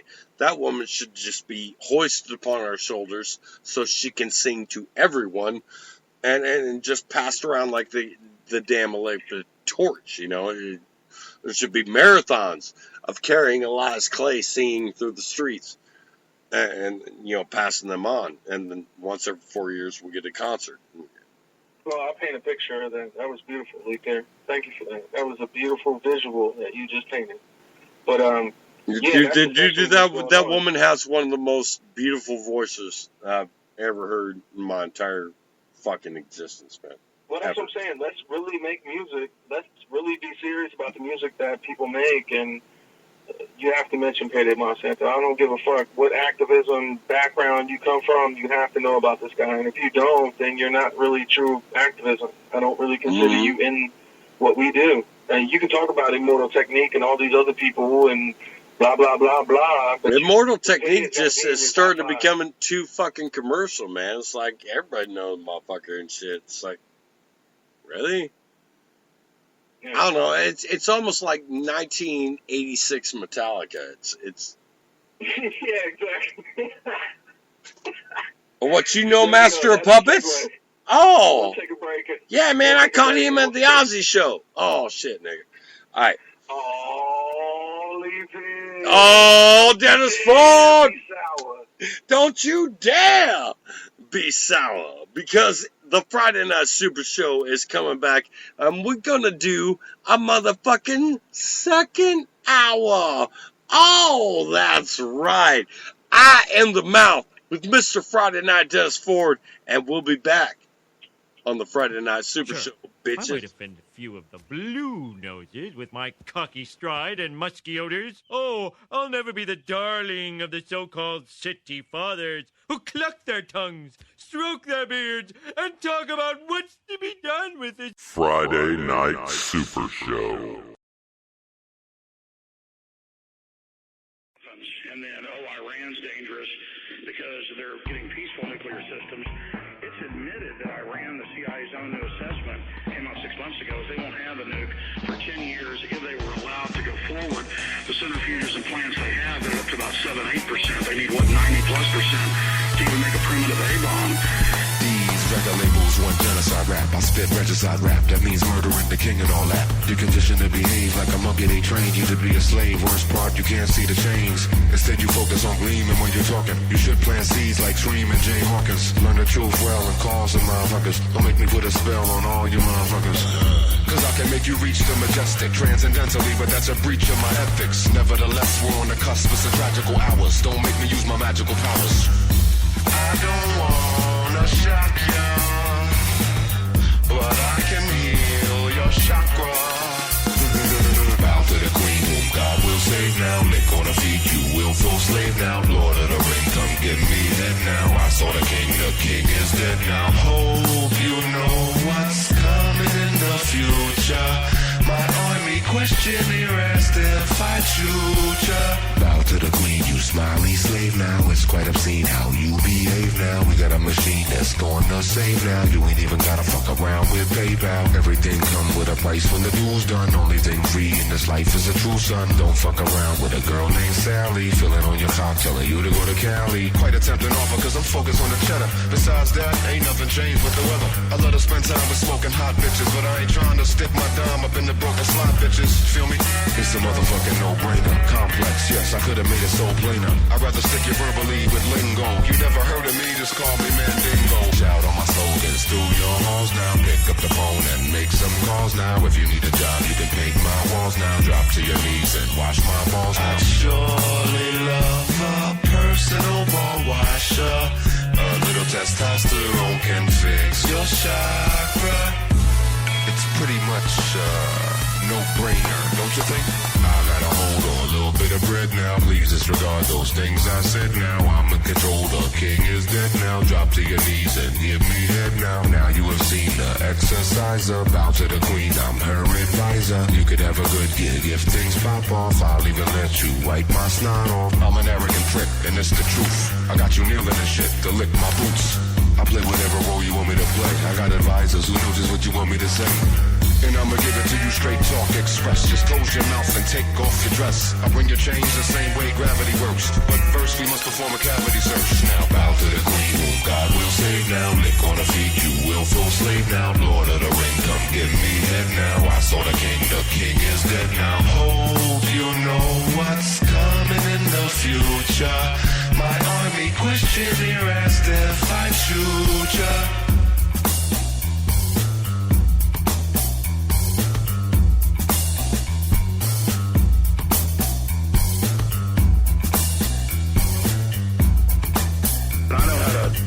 The MO of these people just like you do, and you're there in D.C. and the inside scoop I'm getting from people that have been watching this is that what Israel's doing, we know the kings of blackmail, is that they're actually using their inside knowledge of Abramoff and a lot of other issues, just like Monica Lewinsky and Clinton. We know they were blackmailing them then. So I just called in to agree with you in your analysis about this and take it one step further and see if you agree with me that we know Israel's the king of blackmail. We know they blackmail Congress and the president all the time. And right now I see their fingerprints all over this with the media and the FBI and all these people to bring pressure on them to push them into doing this. Oh, I agree with you 100%, Alex.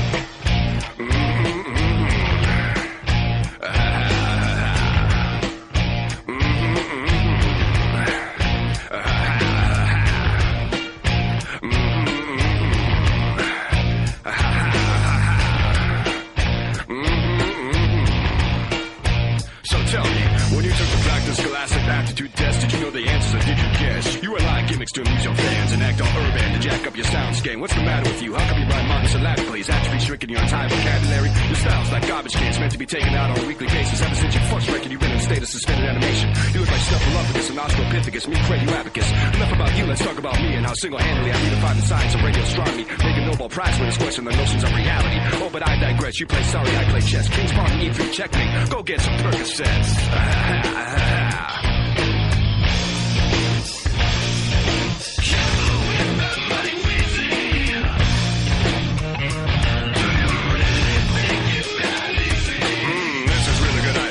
Something? Oh, my bad. I didn't know you were lactose intolerant. Makes you pass gas, frightens all the girls away. Only friends you keep are those you pay. Always on the ready for the whack snack attack. I carry sandwiches around in a straight edge style jazz pop backpack. Got the gadget, Q-game bomb. Control your mind, make you jump in a pond. Go quack quack and flap your arms, leave you confused but completely unarmed.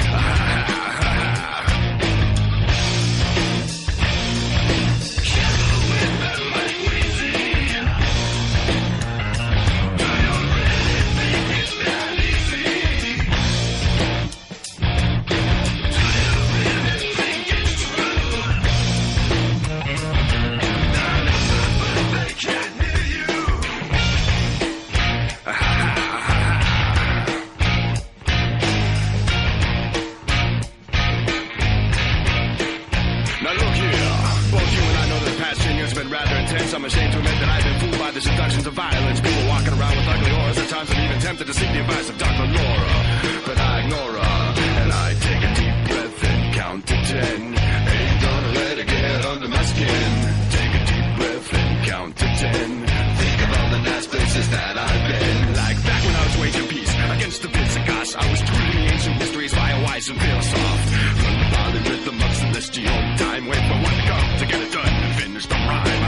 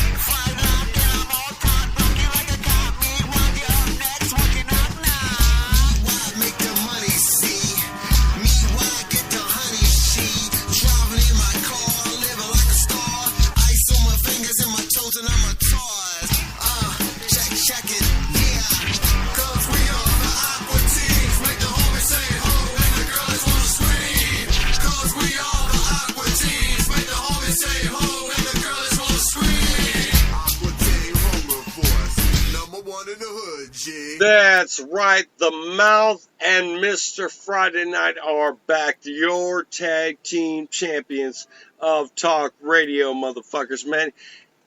If you didn't know, you might want to call somebody, let them know, and start spreading that shit around, because the Friday Night Super Show is on the air right here on Last Voice for Liberty Network, man. I'm the Mouth, laughing and scratching, along with my tag team partner, Mr. Friday Night, Dennis Ford. Say yeah, yeah. No, I was going to say real quick, did you know that last month in October, 79 people got killed in Chicago? Did you know that? I bet you didn't. But you know that the Cubs won the World Series.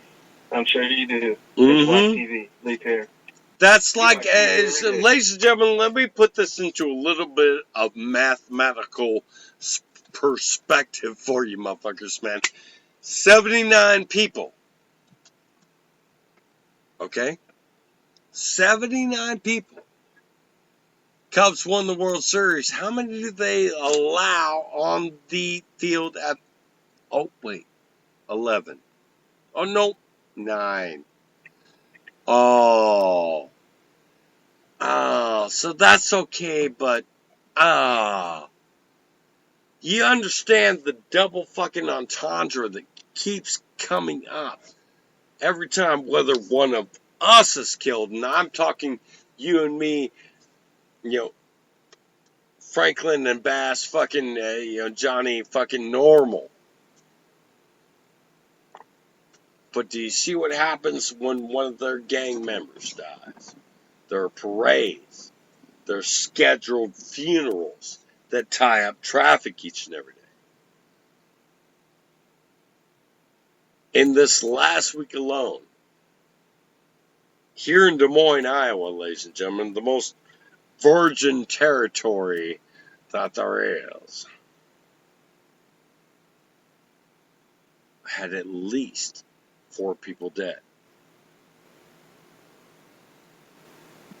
Why?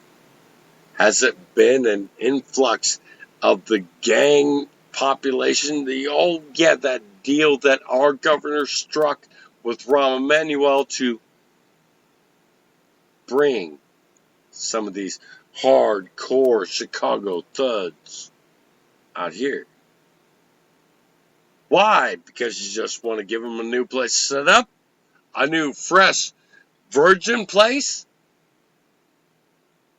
Outstanding. You guys fucking really on your game. But ladies and gentlemen, you and I out there that are working in the goddamn gas stations or working at the fucking paint shit or doing anything like we've done here in Iowa for at least a good few decades, man. There's a reason why they said we're behind the times. We're standing here footing the bill, holding the bag, proverbially, if that's a word. We're still holding the bag, waiting for these gangsters, whether or not they're going to sit out and come up. You know what? You looked at me cross. Gonna shoot you. And these are some of the things that we're seeing pop up here in Middle America. I know it's all over the country. I've said it 1,000 fucking times before. Fact of the matter is, kids, none of you give a fuck. None of you can even stop and care about it for 30 seconds. 30 seconds. You don't think that 79 dead in Chicago this week isn't going to bleed over into you? Dude, it's less than 500 fucking miles. And your governor has... That's not this week, Leaf here. 79 people was last month. But just this week alone, because this week's not over, it's only Friday. It's over on Sunday. But 12, people have been shot and murdered. At least, I can confirm. Already in this week. So that's 12 too fucking many, yeah. man. Way 12 too many. Exactly. And I'm at a precipice myself, a moral dilemma, ladies and gentlemen, as to whether or not, are these people in Chicago just killing each other because, or are they killing each other because somebody's made them have to? Well, humans are easily able to be manipulated. We all know this. This is true. I'm just saying, dude. I've been a criminal most of my life until I started having kids. Okay, so you got about 18 years of me figuring out what the criminal life was. Okay. Yeah. I have that. Really shot anybody? Yeah. They approach on your drug sales, as we've all been there. I've been there myself. I used to sell drugs. I'm not gonna act like I haven't. Yeah, but, I ain't gonna admit to. If somebody opposes on your territory, what are you gonna do? Are you gonna kill them? That's what happens. You gonna have a fist fight? Dude, you gotta go deal with that shit. And sometimes it breaks out in fisticuffs. Sometimes it breaks out into gunfire. Sometimes it just breaks out to somebody pointing a gun at your wife and children, and then they take everything you own. You know, it's a harsh, horrible fucking reality. But no, that's the world we live in. That's essentially what you just said is essentially the world we live in. Because like I told you before the show, before we even went live, you know, people in society want brutality. They want chaos. If they didn't, they wouldn't watch the shit that they watch on television, like whatever it may be, or the video games they play, or the music they listen to. They want brutality. They want to step on everybody else, but smile in your face while they do it. And that's society. That's it really is. Like I said earlier, all of us have that good and evil side in us, but a lot of people like to act like, you know, they're good all the time, and they're not. They're actually pieces of shit. They are. That stems down to any ideology that has been presented to us thus far. It's really starting to be ridiculous, you know, to me. It's like, okay, you hate this person because she killed her baby, but you want to send all of our children over to kill some of these guys, 15 guys, 20 guys. Really, I mean, 300, 400, 5,000 people. It still doesn't make fucking sense. It doesn't. Why should I or anybody else, hold that was full of chunks, actually condone sending our offspring, our children, to die for the bullshit that they're trying to feed our kids now, man? It has not been for freedom, at least for the past 2 years. There are still some people that really believe that this is for national defense and all this other garbage. You just like, get out and vote next week. It's like, dude, have you not seen WikiLeaks? No, what national security? If you need to feel better, you need to go out and vote for one of these pieces of shit to make you feel better. That's what you need to do. Okay? Do that. That'll make you feel better. Do it, but you're fucking wrong. I mean, yeah, I know I'm wrong. No. Not you. I know you ain't going nowhere next Tuesday. You and I might even have to do a fucking show. Jesus. What are you voting for? You voting for Venom or Carnage? What are you voting for? You want total domination? You know what I'm saying? You want the government to put a ball in your mouth so you can't say anything while they're raping you? You know, it boils down to whose bitch do you want to be? Well, that's what people want. Oh, they want to be a bitch. God damn. You're gonna get a new president. Dennis Ford just laid it fucking down, ladies and gentlemen, and I hope you all noticed that, because he just pretty much said, look, you want to vote for a new slave master, you're a bitch.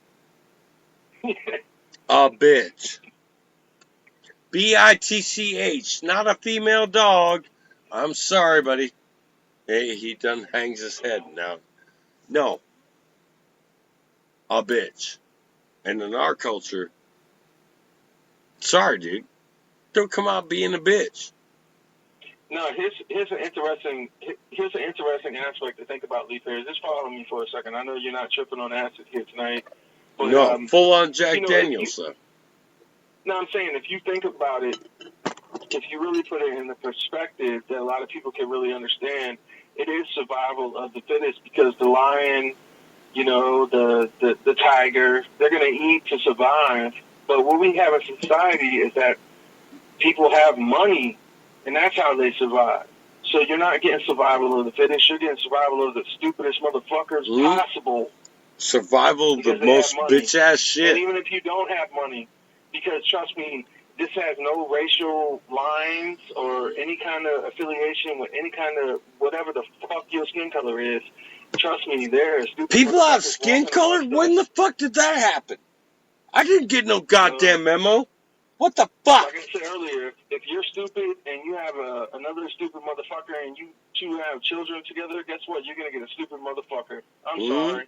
I'm sorry about your luck, but that's what you're going to get. Well, stop And being a that's what we stupid got. motherfucker, kids. I mean, shit, that's 1 + 2 is 2. Hey, honey, let's go to McDonald's tonight and feed our 5 kids, because that's all we know, and that's because we're stupid. But that's all we know how to do. You know what the hardest part about disagreeing with you on that one is that, you know what? Dude, I'm sorry, that was still back in the time when, feeding 4 kids on a $5 budget was, feasible. And if I didn't know, I'll tell you kids this, man. If I'd have known then what I know now, my children would have had, fresh farmland goods. But I didn't know. I didn't know until they're, 17, 18, 19, 20, 21 years old. If you all want to know what my biggest regret in life is that I found out too goddamn late. Don't be that guy or that gal that was too late for your children's, man. Don't be that motherfucker, dude. You don't ever want to be me, man. Jesus Christ. I know I'm right all the time, and fucking, for Christ's sakes, 500,000 people keep following me and all that. I don't care. Don't be me. I want to be wrong. I want to be fathomably wrong. I want to be like Batman. I'm not talking Michael Keaton or Heath Ledger or any of that. I'm talking straight up. Fucking Adam West is going to come down and clock me in the fucking mouth if I'm lying to you. If I've ever been lying to you. If I've ever said anything that has led you down a false path, by all means. Adam West? Wait. You're good. He's not there. You're actually good. You're actually hitting on everything I was just saying, because, if you have children, you really might want to think about the investment that you are contributing to, and if you're not really serious about that, then why are you doing it? Just like I was saying earlier, when it comes to radio, just being a radio show host. Or here's another aspect. Let's go into the hip-hop world. If you're a rapper, okay, if you didn't think you were the best rapper to ever do it, then you wouldn't be doing it. And that's where Payday Monsanto comes in, because actually he is the best top of the line MC that you're going to find in the world, ladies and gentlemen. I don't care who you want to bring up, okay? He's just one example when it comes to music. Now, when it comes to radio, again, we study our history and study people that came before us and people that were very frustrated and trying to tell us what was going on. And we studied that, and we adapted it, and we made it our own. So moving forward into social media, I didn't get on Facebook or start doing radio because, again, I'm not interested in likes. To me, likes are illusions, like fake people that gave you the time of day that decided they were going to hit a button on their phone or a button on the computer. In reality, people don't give a fuck. I almost cared about what you said. Okay. Okay, so you're with me. Now, yeah. All this in conclusion is that I'm not really interested in, making people happy. It's not my job to make you happy. It's not my job to entertain you. My job is to shake people up. It's to bring the A game out of people. And I hate to be the troll, because that's what they'll label me as, is a troll. Wait a minute. But again, I'm not that's at DC my job tonight. too. I'm not at the Million Mask March. There's a reason why I'm not at the Million Mask March, because I don't go to DC. You know what I'm saying? I don't agree with that. And that's what I feel about the situation. But I could go get Leaf here right now, fly him out here. We can go to D.C. right now and be a part of the march tomorrow. But guess what? We're not doing that. That's not going to happen unless a miracle happens. And we can be at the same place at the same time in Washington, D.C. But trust me, Leaf here, you don't want that. and even meeting these beautiful people, these activists. You know, the quote, more unquote, that you tell me I don't Adam want Kokesh may something, be the there. more I You know what want I'm saying? it. You Right? might get in a fist fight with this motherfucker. You know, so you don't want that. You don't want to go there. You know, So, the more that people tell me that I don't want something, the more I want it, right? well, 4 years in a row. Let's talk about history. 4 years in a row of the Million Mask March. Hey, let's talk We about haven't seen history. we haven't seen a million people with masks in D.C. in 4 years, but throughout the world, yeah, probably a million people are part of the anonymous movement, which is known as the Million Mask March, which is taking place tomorrow in Washington, D.C. and throughout the world. But again, They should want people like us there. They should want that's what I'm saying. a 20-minute speech from Lee Peer and a 20-minute speech from Dennis Ford. Everybody, all these motherfuckers know who we are. We got a call coming in. Tomorrow morning. It could be who I think it is. 541, how are you? I'm in D.C. right now. How in the hell is it going, brother? What's going on? Is it laying it down? Is it smacking it? Rubbing it? I'm appreciating the show. I just called to let you guys know you're not alone. Thanks, brother, man. It's entertaining, actually. It's very. But I'm curious. I'm a little in the dark. I just talking to Inside Baseball, and I tuned in a little late on the second hour. I caught you guys from the beginning. I made a note of it today. Well, that's a good thing. The show. I'm feeling the frustration. You know, I actually wanted to listen. I was listening to your story. I shouldn't have called. I took the wrong time to call. Continue your story, Ray. Shit, dude, you done threw me off, dude. I'm so sorry. Whatever you call it, it's a great fucking honor. It means something. It really does. And by all means, continue on with your thought, dude. I don't have much time, you know.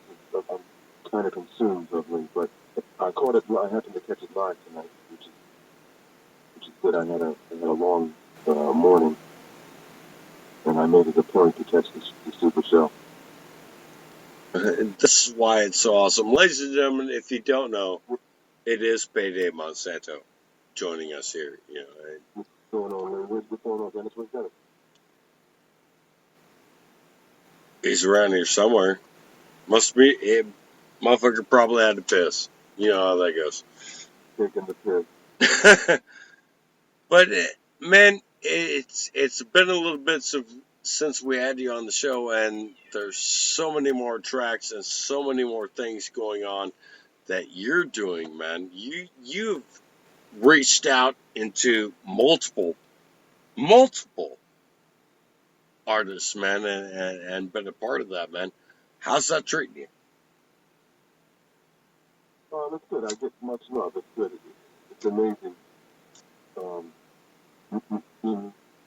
Not so much how much love it is, but the ratio. More love than by far. People who hate they just seem to be transitory. You know, they're interlopers. They can't really back up their arguments. They just hate, and that's their thing. You know what I mean? But I was hearing the Bouncing the Queen thing. You know, I regret it not pointing out somehow on that track that was Alex Jones calling into to the late great Michael Collins Piper's show. He was actually listening on. Oh shit! This was in 2006 because Mike was. This was around the time of the Abramoff thing, going down a bunch of shit with Israel. You know, 9/11 was hot. You know, people were. It was almost like that was the peak of Israel did 9/11. You know what I mean? So, you know, Alex was monitoring the late, great, miss him dearly, Michael Collins Piper show, and he called in because Mike was talking about Israel. And I caught Alex at a candid moment there. I just realized that, actually. He's talking about how Israel's the king of black male and there's fingerprints all over this. You know, that kind of talk from Alex, even though I heard he mentioned the Jewish mafia lately. Mm-hmm. But that's far, you know, few and far between with Jones team. Well, if you keep on insinuating things against the motherfucker, then he's gonna talk back. Yeah, I'd like to find that show, actually. I have it somewhere archived.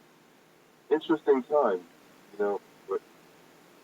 Yeah, it truly is. It's beyond interesting, man. It's gone to the realm of fucked. By far, man. I'm looking at people, they have to booby trap their Trump signs so they don't get vandalized and stolen. Yeah, but man, you and I also have children. And, this is the entire aspect that I look at it from is that this is the behavior they incite. The media. This is what they incite. You're right. It's part, of course, because they roll out the red carpet for the garbage, right? They want degenerate things for me. And so you just want it like that. And it's no different with the political cesspool that we're living in. It's like, what I've been saying today, my dream, my little mantra, it's a realization is that the silent majority has, disturbed the violent minority. And they have all these people, the projection is the theme of this whole election. It's,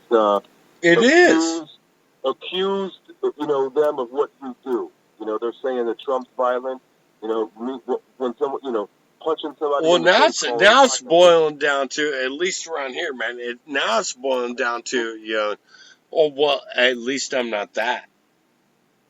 I can see it. I can see it everywhere.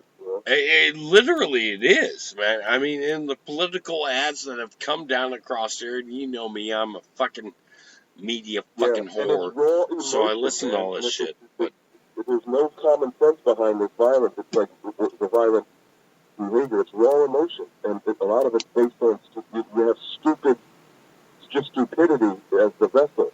Yeah, well, it's raw emotion based on you hit the nail on the fucking head right there, man. It's raw emotion based on stupidity. It's like, I want to fucking kill you because popcorn. What? It's almost like, the real dog whistle, or one of the real dog whistling going on by the Democrats, because they're actually inciting this shit. They're there, and we don't need Project. Well, that's because they think that we're that stupid. Yeah.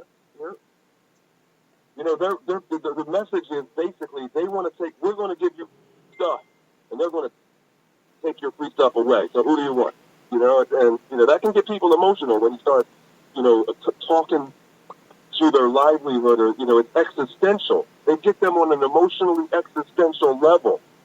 And that's what that's what they're good at. That's how they've succeeded. They inflate that fucking balloon and make you think that some bitch going to fly to the Oz. And guess what, kids? It ain't.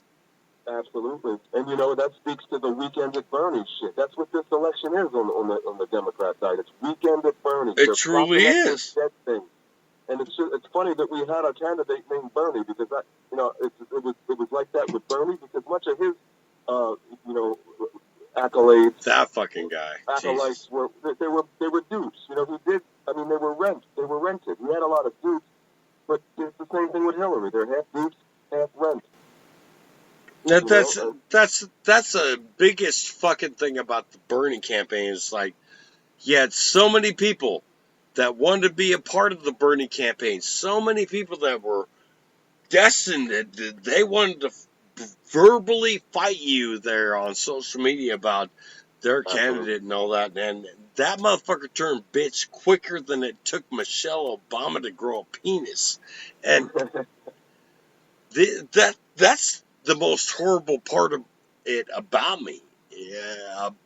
About it to me is that they just keep falling in love with these lullabies of bullshit. That's what they it's are. Like, motherfucker, I could spin way better lies. I mean, really, I could. Yeah, the Bernie thing was a psychological exercise, in my opinion, just to see if they can, get a real a color. I think it was an exercise for a future color revolution. They can pull out the hat anytime they want, because they duped. Bernie was, had the more legitimate, on its face, the campaign, because He actually duped a lot of people. Oh, giving away he that free tried, shit. but it was really fucking stupid, man. And now too, he just More did organic than Hillary, did campaign with Hillary the other day. You know, she's the most qualified. Blah, blah, blah, blah. You can tell motherfucker. that he was always supine to, and on his back, and he prostrated himself to. Well, he did. I have to put things in the most simplest things for my listeners, and I really hope you don't hate me for saying this, but he was a bitch. Bernie Sanders was the Democratic House nigger. That's what he was. That's what he was. And, he was just used. It was an exercise, and now they know they could use that in the future to dupe a whole lot of people. Hey, you want free shit? Well, there's lots of free shit. And that's the worst part about it, man. He's like the guy that, no, wait, you can get all this free shit as long as you work in the kitchen for the mass. Imagine people controlling it, Lee. If you were controlling it, I mean, you can see the metrics, you can read them, you can see, like, wow, this would have worked. We'd be looking at each other like, this shit, it's an experiment. This shit would have worked. Now we don't want Bernie, though, so we pull the plug on him and inject our chosen one, and that's not working. Dude, if it's you and me in charge, man, none of the shit would be happening. People would be sitting there. If we were nefarious. Like that. Oh, okay. Now that you put us in that nefarious accolade. Yeah, let me qualify that. If we were nefarious, and if it was you and I who were at the helm of this, among the elite, watching. I reckon if we really wanted to be selfish fucking pricks, we could. Yeah. And damn it, that's one of the hardest things that there is to swallow about all this, is that we could exploit this. We really could fucking take this next level and make Alex Jones look like a fucking third world fucking bitch. We're not exploitative like Alex Jones. I can't do that, man. I just to monitor this guy. I tune into him, and he's, every fucking 15 minutes or less, he's selling his it's 12. Penis pills and male vitality shit. He don't stop, and he's so easy to mock. He's made himself so easy to take. You could just blindly, take a minute of Alex Jones 6 times, and you're guaranteed to get at least one fucking minute of some stupidity. You get at least a 30-second fucking, or at least a 20-second fucking dildo joke, and you can relate it over to Alex Jones, because he is the dildo of American media. Yeah, Rachel Maddow, this fucking bitch. Jesus Christ. Yeah, she's something else, people. And these are like the fucking the digital henchmen. And in Rachel Maddow's case, that applies. The digital henchmen, of this corporate, Jew media. Well, they're trying to sell you a fucking narrative that isn't the fucking reality, man. I mean, that's the worst part about it, man. To be quite honest, man, is fucking, I sit here every single day and watch the national media and all this other crap, and I sit here going, at least 200 million people are buying in this bullshit. Well, you know what, man? The media is dead. But you're right. They don't have to watch the media, right, to get that, because the message, the ripple effect of the message is so strong. So, yeah, I mean... Well, they're getting a little bit more from you and us than they ever bargained for. And but think about it, though. If there wasn't a critical mass, or approaching the critical mass, things would have already been implemented. There's people who are out there. There is it might be a minority, but just like that violent majority minority that is awakened now, but it's that's emotional, that's irrational shit. There's that same, minority, but they're intelligent and they're awake and they can see this shit and they're calling. It's what keeps things like Fox News in line. You don't think they get letters and emails and even handwritten letters saying, you motherfuckers are covering up. We know your game. You did the 9/11 thing. I know, I sent one. So they have to, when they were getting hit, because they did that 9/11 3 they uncovered the whole Israeli connection to 9/11. And then, I was one of them. But I know people who hand wrote them. Oh, no, but you're an anti-Semite, Yeah, so they have to bring in a Glenn Beck. They have to, change the shade to comport with the public sentiment. You know what I mean? Glenn Beck, dude, I want to take the time out right now to apologize to ladies and gentlemen because there's a few years before that I ever got on the air and all that I really did listen to Glenn Beck every morning. I mean, albeit drinking tequila and working on cars, but come on, you turned on your radio, on the way to work or something? I mean, yeah, so did I. You turn on your radio and you can't escape these demons. Mm-hmm. And then it leads it to you to have the cognitive capacity to actually differentiate what their bullshit is. And once you start doing that, you see the Matrix as you see it's a labyrinth of just pure smoke and mirrors. Dude, you're a little bit more seasoned than me, but to be quite honest, even after 5 years, kids, it still hits me in the fucking gut. Yeah.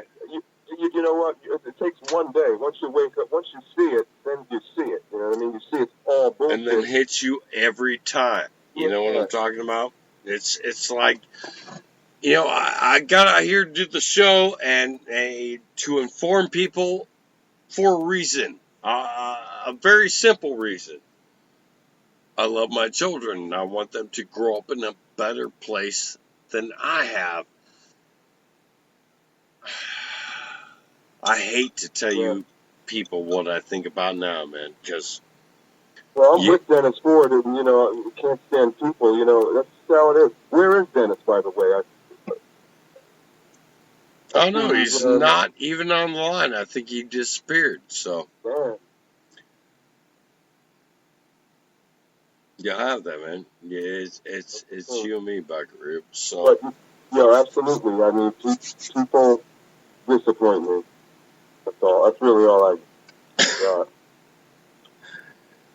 You know that's how that happens. That's how it's going to be. It's not something that we get to... That's the horrible part about what we're doing, kids, is we're trying to bring a good amount of truth, a good amount of knowledge to you. But, unfortunately... just as many people don't disappoint me and surprise me pleasantly. But, any goodness from that is not seen. It's not immediately seen. The people who disappoint me, it's a shame. When you see these brainwashed people, it's because it's happening now and it's taking, they're affecting things. This is an actual active, sentiment that's going on in people's minds and collectively, largely. It's ridiculous. Yes. The way they have some of these social justice warrior people out there, just getting triggered. Well, that's how their program initiates, man. I'm offended, That's become like a thing. That offends me. You know what? That's too bad. It's a shame, Lee. You know what I'm talking about. I'd rather get mad at the bullshit and rather stand up and be that asshole in the fucking town square. And yes, I am and will be that asshole in the town square crying about it. But it takes the people. It takes the people getting behind this and really figuring this stuff out. And I think that's what a lot of their electoral fucking chases, even, within these last few days, man. They haven't done that in a great while now, have they? In the last few days. And they knew they beat Romney the last 8 years. They knew that. Dude, I mean, who the fuck is going to fucking vote for a dude named Mitt? I mean, nobody is. This is President Mitt Romney. No, you just can't imagine it. I can't imagine President Hillary Clinton. It doesn't make any sense. And I can't imagine Hillary Clinton. I can't imagine Donald Trump. To me, it's all just You have a vocal. I just coined the term here for myself. A vocal and violent, a violent and vocal minority. It is like it's confusing what the real consensus is. It's just like, oh, well, this is what my college professors told me and my high school teachers told me. For fuck's sakes. Which part about thinking on your own is really that fucking hard, man? I mean, Payday, you and I have done this for a good amount of time. But for fuck's sakes, man, it really is not that hard. It's not any harder than learning ABCs. It's not any harder than fucking, eating a can of alphabet soup. It's not any harder than watching a goddamn episode of Sesame Street. But yet, here we are. There's emotional investments, Lee. People refuse to. Despite how easy it is to distinguish and ascertain what's going on, people have made emotional investments and financial investments insofar as where it interferes with their livelihood. People have made investments, and you don't want to admit when you've made such an investment that you're wrong. So it's like you don't want to admit that you made a mistake. You know what I'm saying? Yeah. I've thought many a times. I've tried it. I sit down with the pen, sit down with the mic, try to do some shit that I think just for shits and giggles half the time, well, most of the time, really. And I've tried it, and I've manifested a semblance of what I wanted, but it's nowhere near. Just maybe to please one of these scumbags, to make them say, wow, that's hot, I want to sign this guy. Just so I can tell them to go fuck themselves, or, give me a production deal. Payday, you want to sign Dennis Ford, though? Dennis Ford is right here. There you go. What the fuck happened to you? Did Langley cut you off? No, I don't know. You called in and I got cut off, so there you go. That's all right, man. We got both the boys. The number one show on Friday nights is the number one show for a reason, man. We got Mr. Friday Night, and then we got Payday Monsanto, kids. Nobody gets these kids. Nobody does. Yeah, nobody gets the exclusive Payday Monsanto on the radio, let alone the music from Payday Monsanto. Ladies and gentlemen, I don't think people really understand. You know the best part about having Payday Monsanto on your radio show is that he's that fucking smart, and fuck all of you, because that's ridiculous. You know what? I heard those words so many times, more than my own name. Yeah, well, all right. This is one of the few times that you're going to hear it from me now. Damn it! Hey, a little more singing lessons there, baby. We'll be all right. She loves Payday, but because I told her she fell in love with Payday, not me. And she said, "Oh, I love you." And she said, I love Payday, but I don't trust him. I don't know what that means. I'm going to ask you in the morning. What? I love Payday, but I don't trust him. That's when you got to play that fucking Faces note. In the morning, don't say you love me, 'cause I only lead you out the door. Yep. Got to lay that shit No, you down. don't have to trust Payday Monsanto. You just have to understand the music. Like I said, what is this? Shit, if you understand the music, brother, you trust Payday Monsanto. You have to. Okay? There's 8 albums in this particular individual. The other ones, even though they were jam-packed or whatever, I guess you got the foundation and the under. No, I'm talking about every album is like 30, 30, whatever. I mean, it's incredible. Like, nobody is doing what you do. I think of it as nobody does what you do. 2 side joints, Yeah, but every album for the last 4 years has been like 2 CDs of material. To be honest, it's like 2 discs that you need to release to people. But we don't even have the hard copies of what you have. We just have you. Just like today, I'm sure you made music today, or a few days ago, or been doing something. Not to mention, we have an election coming next week. Who you run for, Payday? I'm voting for myself. Yes. Payday Monsanto for president. I could almost get behind Payday that of the ticket. United States for President of the United States. Hey, what bullshit are you going to promise me that they ain't promised me? Come on now.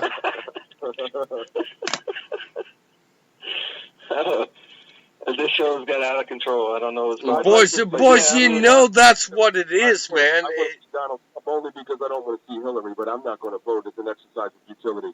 Oh, wow, that's a rhyme. No, I'm saying, Payday, You know Hillary Clinton, you know what she's about. You know what I'm saying? You see that shit. Dude, if there's ever one woman in our entire lives that we could unequivocally sit there and refer to as a cunt. He was like, oh, them their black president. You know, we can do whatever the fuck we want. And now them their woman president, and you can do what the fuck you want. Right? Give it to them. That's what they want. Give it to them. Yep. They're sick of white dudes being presidents. You know, they want black people, black African Americans, or a woman. What's better than that? Wow, and then in 2020, we can get a dog, right? We can get a dog or a cat. Or a gay president. That's next. A gay president is next. I want a gay bear president because that's the progressive idea. Gay president, then what's next? Tranny president, what's then next? You know. Well, there ain't nothing left that's next, kids. It's just going to continuously go along, man. And still and yet, we're all clamoring for a fucking ruler. I can't fucking deal with that, man. I really can't. I don't need a ruler. That's the worst part about all this crap to me is that, for fuck's sakes, we're sitting here going, should it be Donald Trump or should it be Hillary Clinton that rules us? Right. Wait a minute. No. Wait a minute. Who in the fuck decided that I need to fucking have a goddamn piece of shit in a flip-flop smushed down with some Adventureland fries and then have, 16 years, my brother. You've had that since 2000. You've had this shit shoved down your throat. And who decided that? I know. You know what? I've been drunk I didn't sign up for that. a long goddamn time, okay? I really have. But, you know what? No one can conjure up any type of witness to me signing any of this crap or being a part of any of this crap. I know that Dennis Ford's never been a part of it. I know that Payday ain't being a part of it. Why should we continue to feed the beast when the beast is only set to devour us? Voting is only perpetuating, the reign of your masters. That's all it's doing. Just, pick a new slave master, dude. We played earlier. We played Bow to the Queen, and that was off of Lambs to Slaughter. So, right? How long ago was that? Lambs to Slaughter. I released that album. 2009, I released that, I think. But a lot of those songs are a lot older. And Bow to the Queen is among them. That's from 2005. Yeah, we played that down. Right. I mean, and then that you called in. I don't know who reached out to you and told you to call in or be part of tonight's show, but you see what I'm saying? It's kind of all for a reason. As I was saying to Lee, I caught the show from the beginning. And I made a point when you listen back, you'll hear. I was like, "Where's Dennis?" I guess you got knocked off. But I called in. I was going to call in anyway, but I heard "Bow to the Queen," and it made me think of where I got that Alex Jones clip. And as I was saying, as I said, from he called into Michael Collins' Piper. Listen back, you'll hear the story. It's a ridiculous thing because this as I was saying, this was the height of 9/11 was done by Israel. And, where it started to reach, started to boil. And Alex Jones was monitoring Michael Collins' Piper's show, basically, listening on, on RBN, the other network, and he calls in because the late Michael Collins' Piper, rest in power. Right. Great man. I had the pleasure of meeting him on 2 occasions, hanging out with him. Great guy. Great work. And, Alex calls in to assuage and kind of like pander about Israel. And, that's why I took those clips, because it's a candid moment in Alex where he says, you remind me, Payday, you remind me of a song you did called Due Diligence off the Patent. album, right? And that song was basically you telling Alex Jones, you know, he wishes half his wasn't recorded on radio because you have all these clips, right? All these fuck ups. And even in that song, you were talking about William Cooper. It reminds me of 1984 and all the shit you've ever done. You know what I'm saying? Like, it's not about your music. It's about that you understand things that a lot of people don't really understand. And you've been able to do that. You're very unique in doing that, and that's what I appreciate. Let me correct you, though. I think a lot of people understand it. I think half of them appreciate that I can put their, you know, a lot of people feel like I'm... No, it takes a special individual to appreciate your music, Payday, let me tell you. You know what I'm saying? Because I show people your music all the time, and it's 50-50. People are like, oh, you know what I'm saying? But in your top 5 of underground artists, you have to mention Payday Monsanto. Even if it comes to truth music, if you want to put that in the category, Payday Monsanto is top 5. If no one is out there fucking talking about Payday Monsanto's music, I do not know what fucking rock you are living under, because this is the premier, okay? Not just the city of the world, Craig. Somebody who lays it down. How the fuck you gonna get fired on your day off? You can't. At top flight, you know, at top. When it comes to somebody who's making music to me and laying down stuff, Payday, top flight, motherfucker. Not just of the city, Craig, of the world. You know what I'm saying? That's when you go to the liquor store and you paying $35 for a bottle. That's Payday Monsanto. That's matter of fact, $270 for a bottle. That'd be great. Dude, you know? Wait, did you come yet? Because we're totally sucking your dick. Yeah, this is a whole Payday Monsanto jack-off fest here. We're just trying to promote your music. I appreciated the play on that song. It was funny hearing it because honestly, I didn't even know what the next lyric was going to be.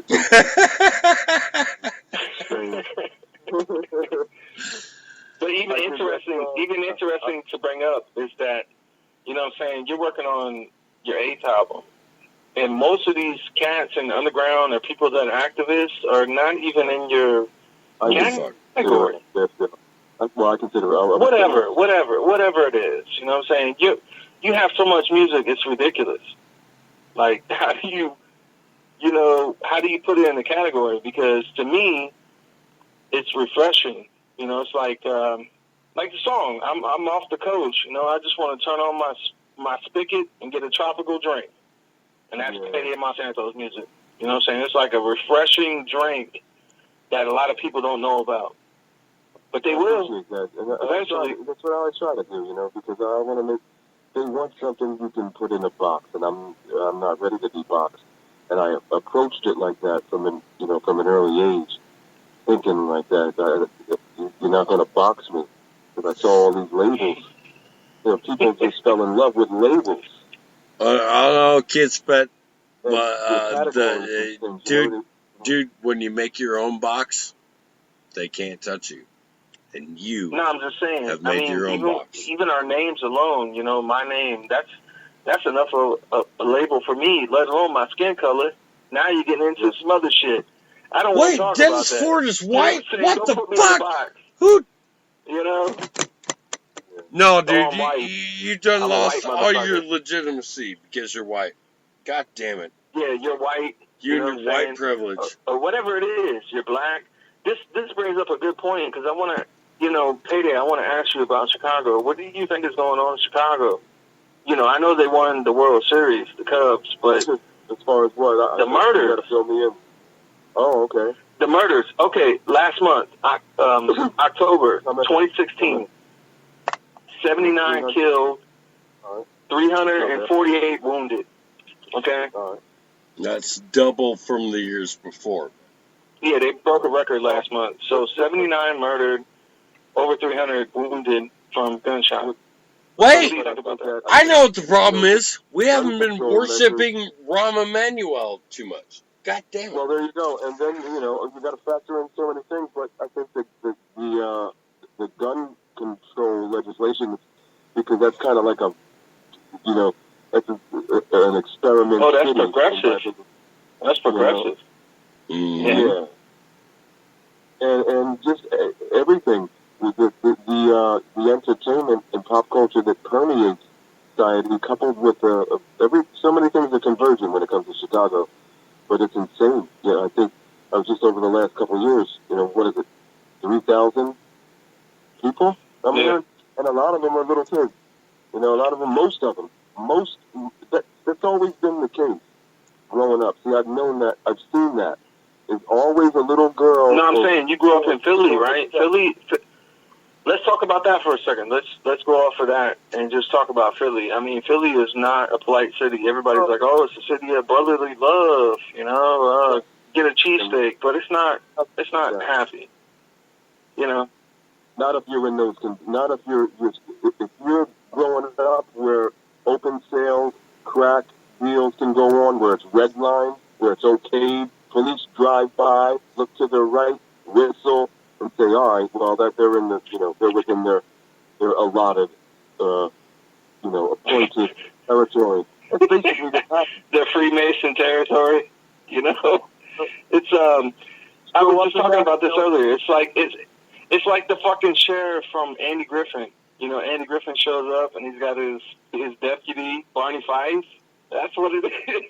Half the time, when they lock you up, don't try to don't pursue you, but half the time they'll take your drugs and money.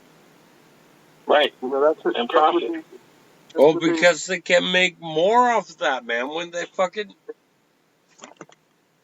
shit. Well, kids, you know what I'm talking about, man. We forgot about this, but just in Des Moines, Iowa, this white cat went out and shot 2 cops. Yes, non-affiliated gang member went out and shot 2 other gang members.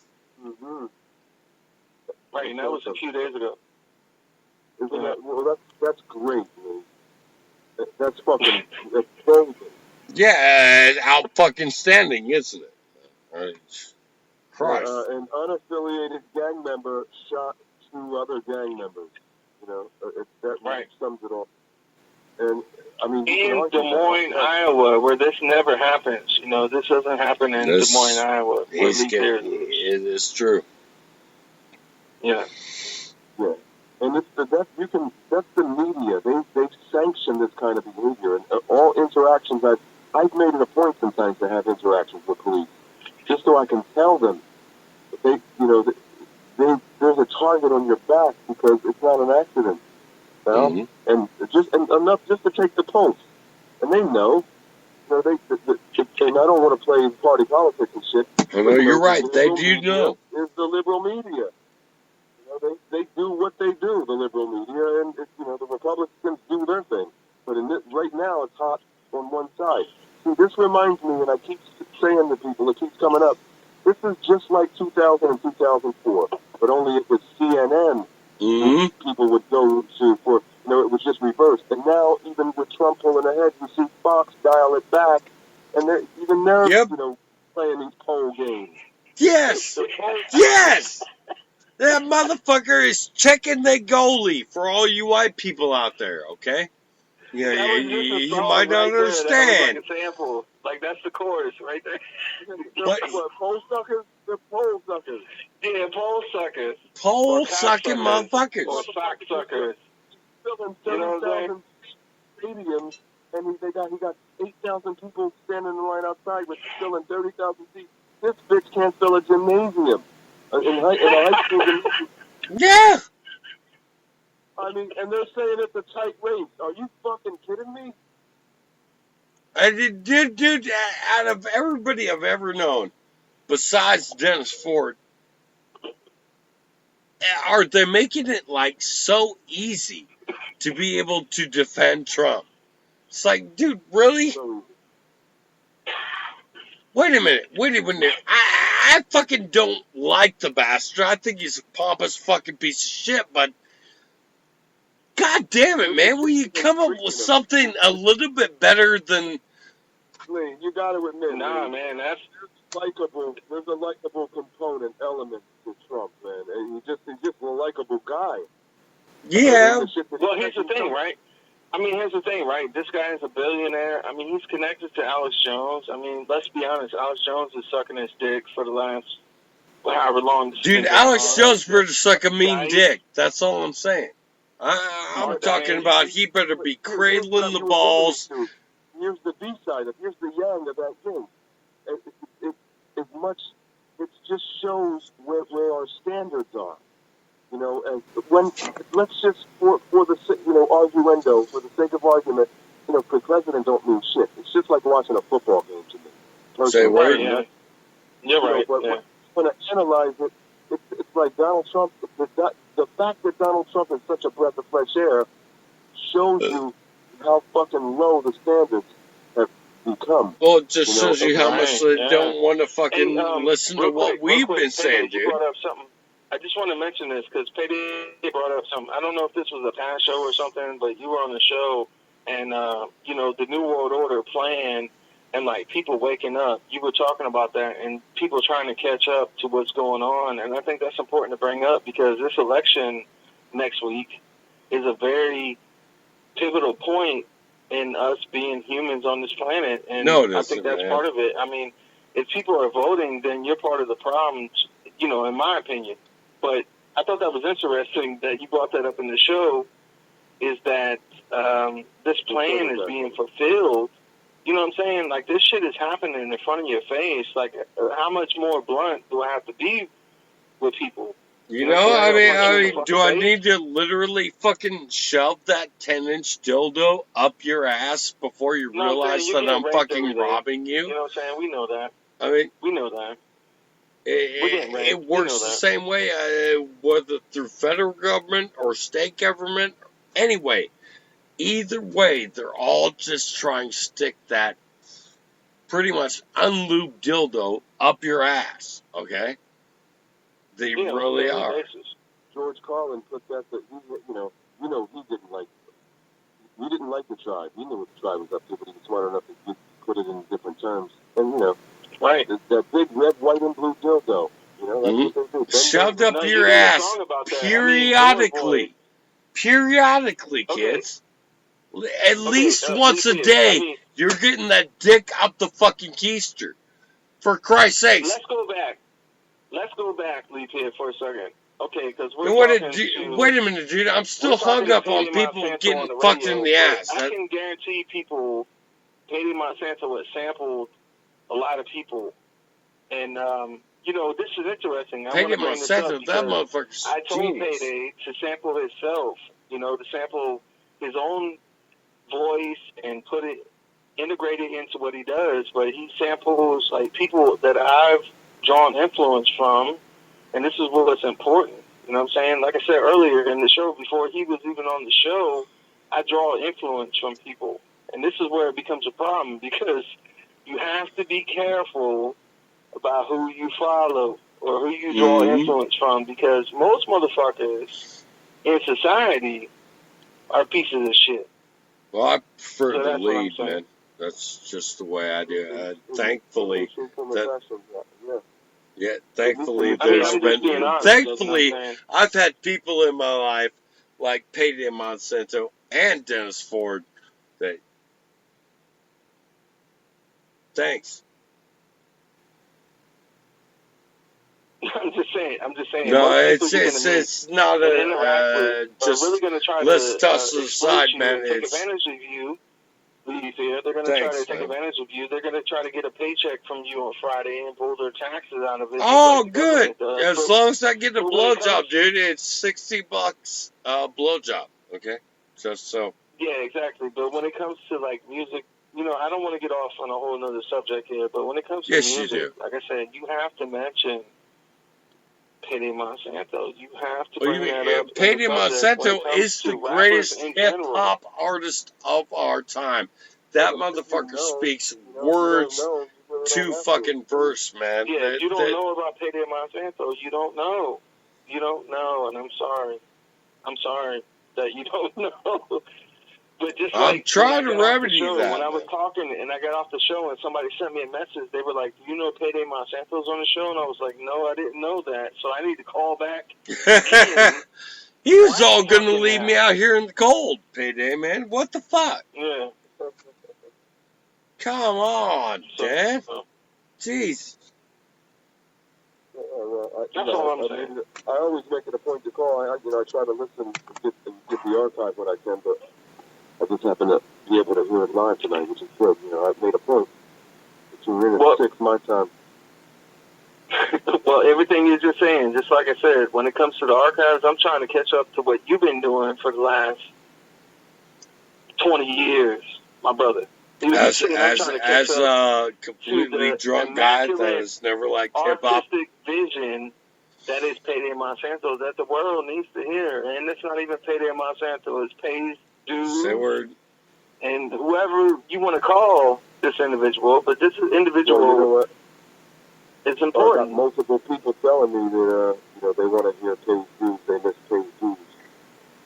Yeah, I mean, well, fucker, you got a body of work that equals no one else, all right? And all my friends are musicians, and it's really hard for me to fucking say that. But god damn it. But, yeah, Payday Monsanto is going to take a little rest, and Pays Dude is coming back. Either way, but if Trump gets in here, I'm definitely going to take a break from it for a minute. If Hillary gets in there, it's going to be too much inflammatory and incendiary shit. It's going to be on my mind, and I'm going to have to unleash. And then we can do the Pays Dude. Because I can't stand this. Well, either way. I don't blame you on that one. Either way, I'm going to move. Not move. I just want to get out of this country for a bit. But if Hillary gets in, the quicker the better. Really, like genuinely, I would not be able to stomach a President Hillary. It wouldn't work for me. Right. It's important. Right. With you and me both. Or either one of them. Even Trump. I don't think I can really live in the United States with Donald Trump being president. What's next? That's what, man. What the fuck is going on? Look, I would vote for George W. Bush over Hillary. Just so I can have the entertainment. If I was a voting guy. You know what I mean? I'll be damned. I would. Serious. Dead serious. Dead fucking serious. Dude, I like to, take away some of those things when people say things. Any day we can have another 9/11.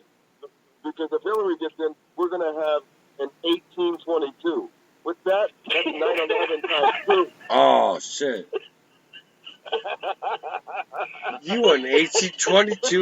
God damn it, man.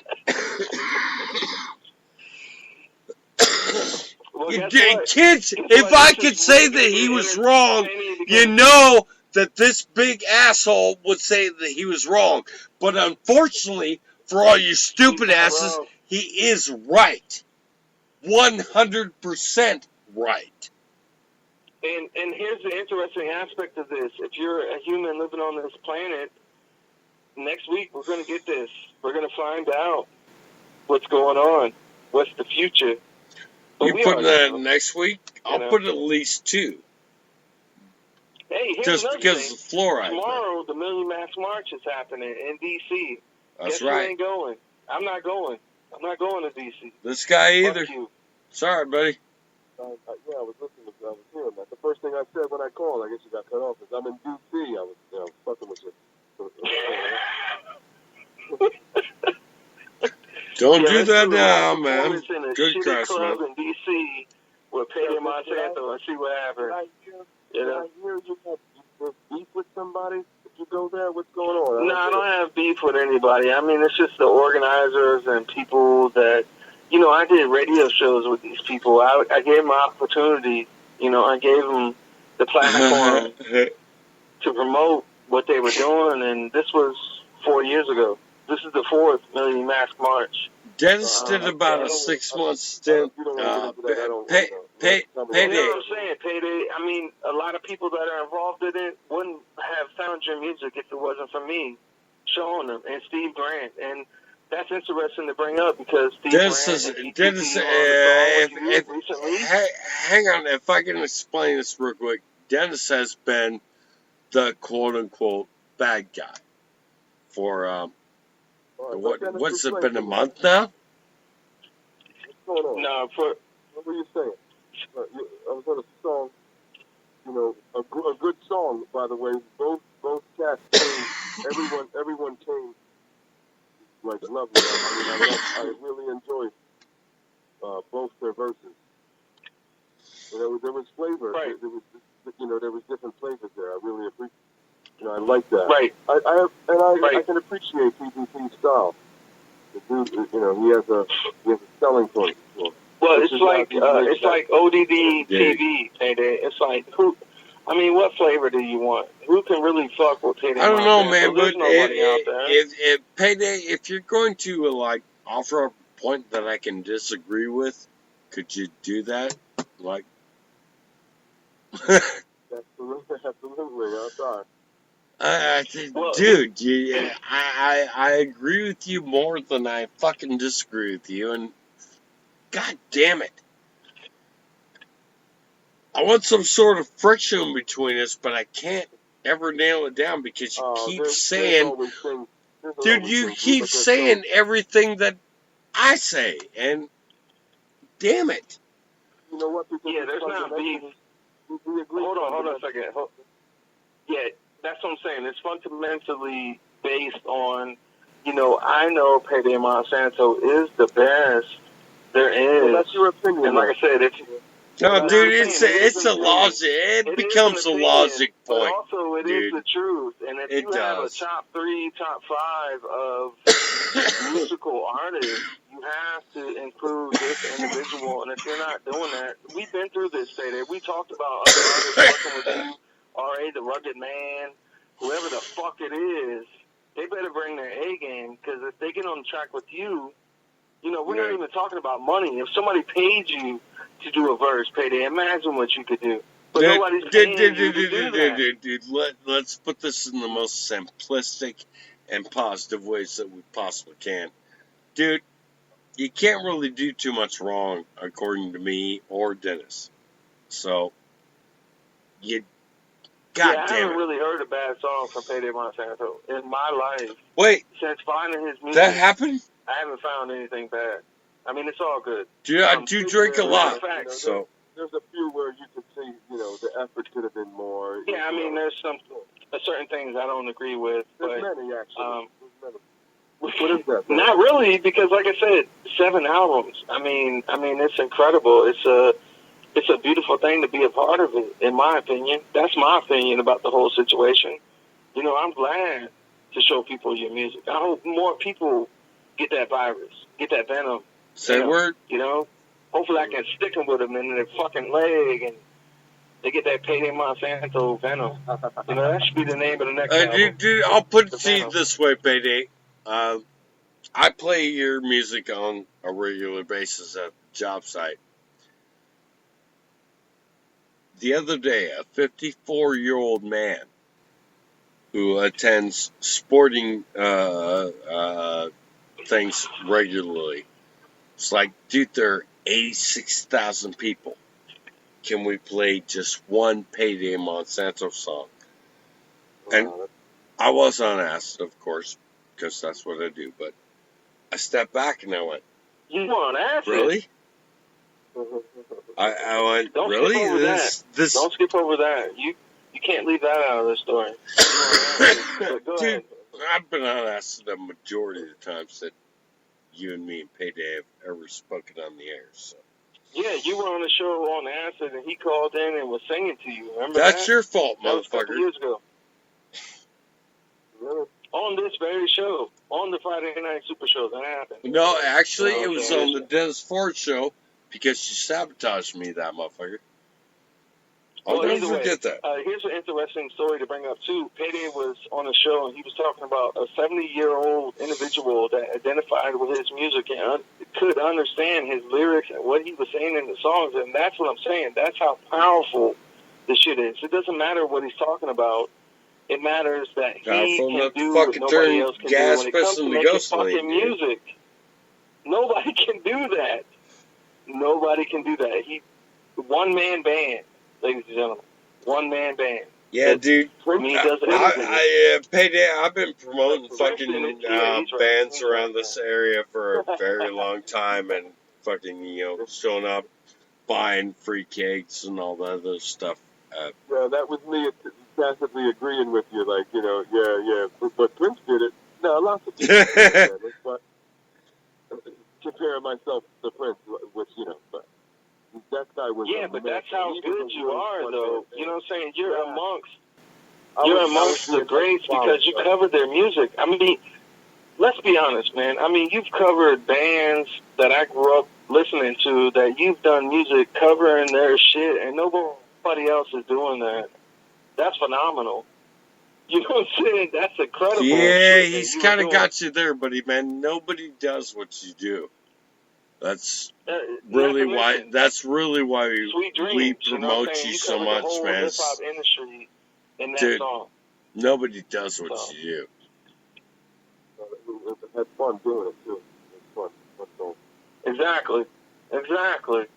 That's beautiful. Otherwise, why would you be doing it? You're like a comic book. You know? You were saying there's some things you don't agree with, though. I'm curious to know what doesn't comport. You and your flat Earth shit, man. Good Lord, man. Well, that's Lee Pierce. Lee Pierce, the flat Earth shit. But for me, I appreciate the old I'm a dick. TV you know shit. me. But we're on a static plane, brother. We're not moving. It's never been proven. Yeah, but you know what?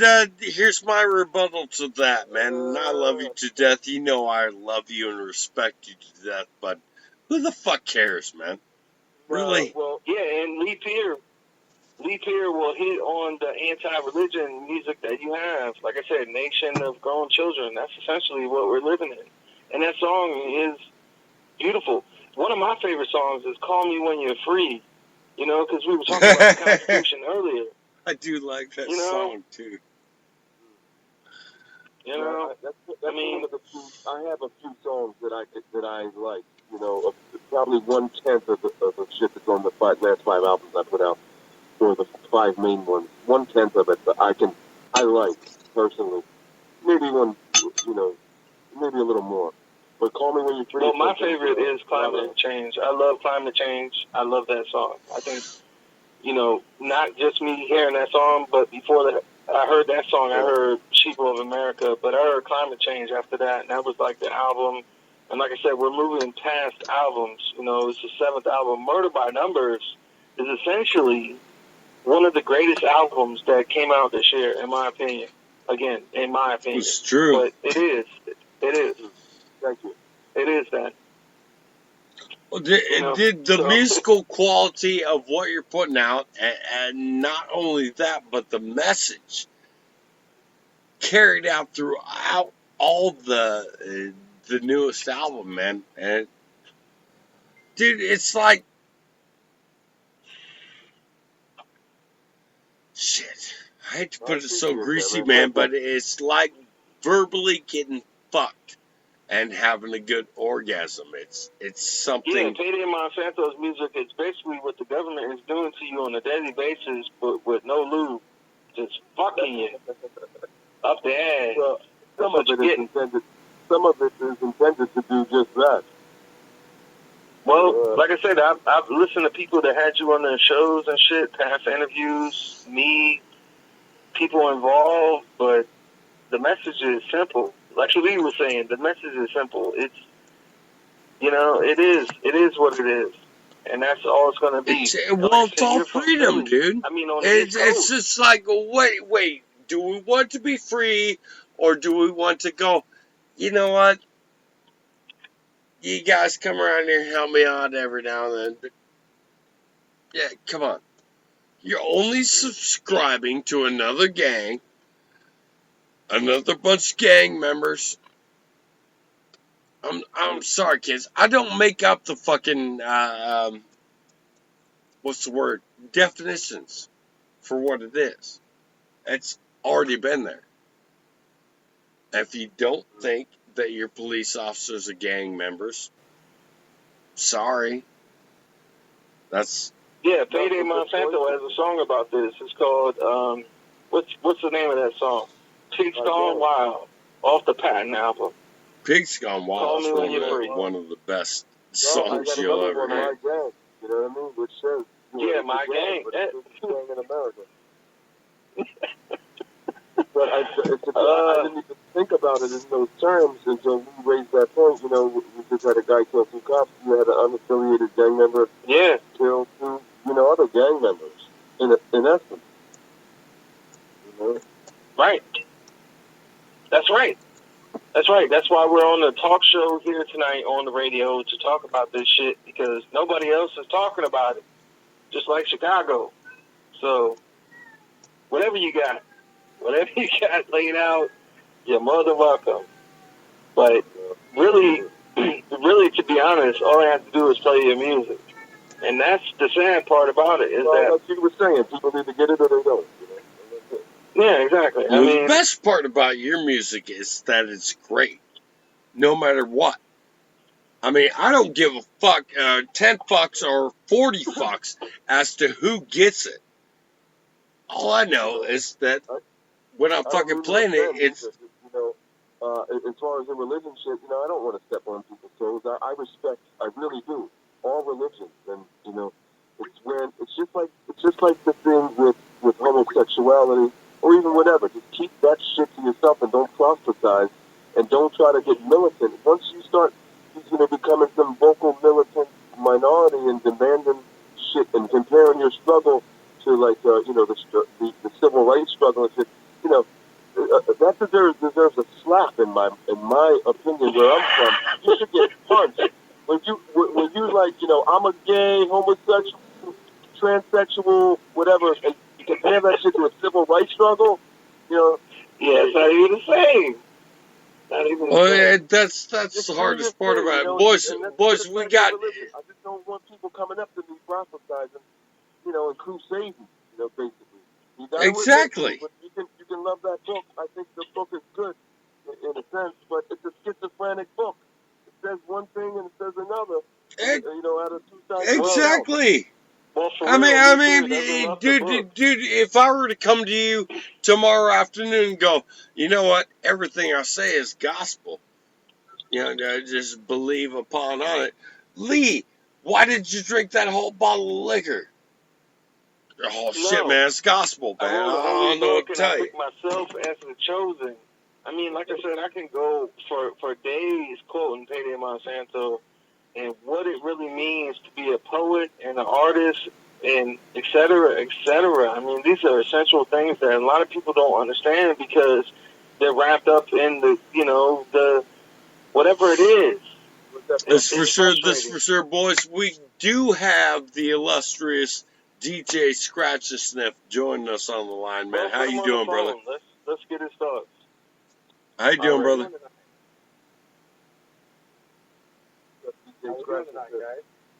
Oh, drinking heavily, because for Christ's sakes. Well, I'm doing amazing because we have Payday Monsanto on the show. So how are you doing?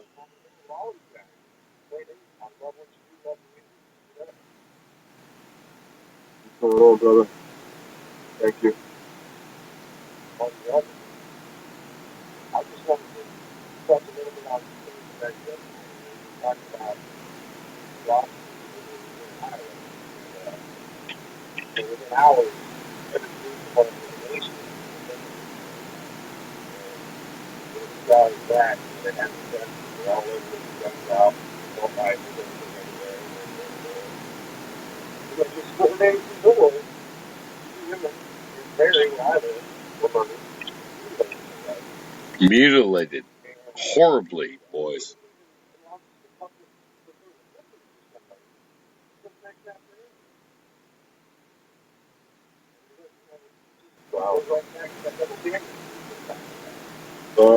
Yeah, but those girls were Mexican, man. That nobody cared about them. They're illegal immigrants. Oh, shit! Did I say that out loud? Shit.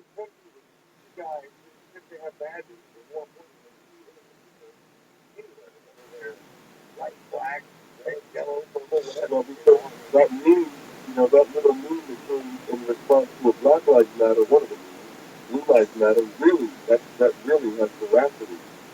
The Black Lives, they don't matter. Obviously, we can see Black Lives don't matter. It's to Black people. So, No, Black Lives Matter, except for when it comes to Chicago. But I'm sorry. So, yeah. Sorry to tell you that. Everyone just follow right lines all this. So horrible. Same thing if you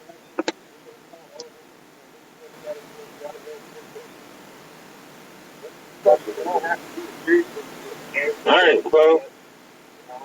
and realize if we all say that, I'm just here.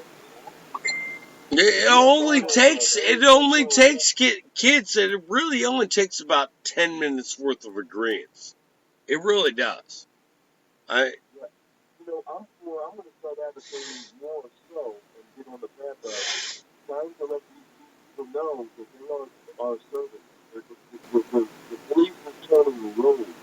It's like they're militarized and made roads, trained by Israel. And it's time we have to establish something. There's going to be a Mexican, there's a miniature Mexican standoff happening, rumbling under the surface. Yeah, you've got a point there. So it's time to let these people know that they're our servants and, hold them, responsible for what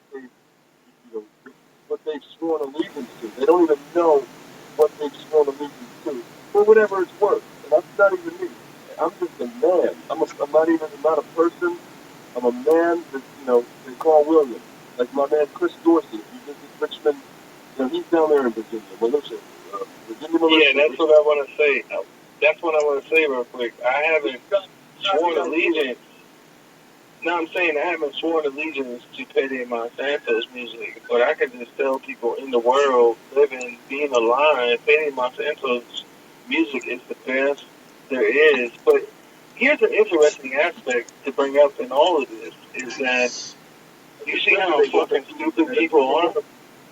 Hold that thought. I just resonate with some people, and you're one of them, and I appreciate that. No, I'm saying shit, dude, you do more than that. You know what I'm saying? I can't. Just give me a second here. I can't really tell you what your music has done for me, but I can tell you the moment that I heard the song, the first song from Payday Monsanto, I was interested in digging a hole and finding out whatever the fuck was out, whatever I could find, and I'm still digging. And like I said, we have 7 albums that people can go. I got a dozen or so I'm gonna send you just snippets. Yeah, but I'm saying I found my. You know you're a dick when you found do your that, niche right? and you gave it away. I found my niche and I paved the way, my brother. You see what I'm saying? I give people your music because that's what we need. Leave here. Anybody else on this show right now is not really.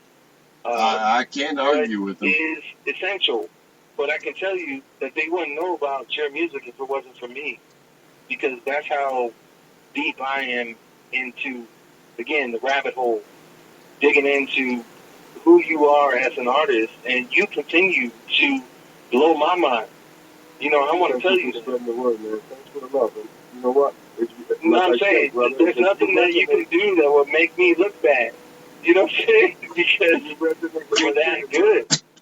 Man, motherfucker, it's that good. That's what you be doing, man. Because people like you, none more so than you, advice can have. That makes me continue to want to strive to be better and more accurate. Hey, dude, Petty, man, I ain't tried to pull out my white privilege too much, but, dude, you really are that good. I mean, I really don't care about my white privilege at that point in time. Dude, you really are that good, dude. You are. The lady in line at the supermarket would not agree with you. She can suck my balls. I really don't care. As a hey, wait a minute. As a musician, I'm sure I've told you this before. Dude, you are that good. Okay? Me and some older cat, he was probably about 60, good shape, good guy, fat, Korea. He was in. We're having a Trump conversation, and the lady in front of him mentioned Hillary, and we start talking Hillary. Oh, so you're for Hillary? Yeah, we established that. So you're pro-rape. Ah, that's good. You're pro-rape. You like rape? She got me like I had sex, and she got out of there and like gangbusters. Oh man, dude, I so love doing that, man. I take straight up with that. Here's the difference, though. If I was standing in line behind you, I would know. I'd be like, hey, you're that guy. I know you.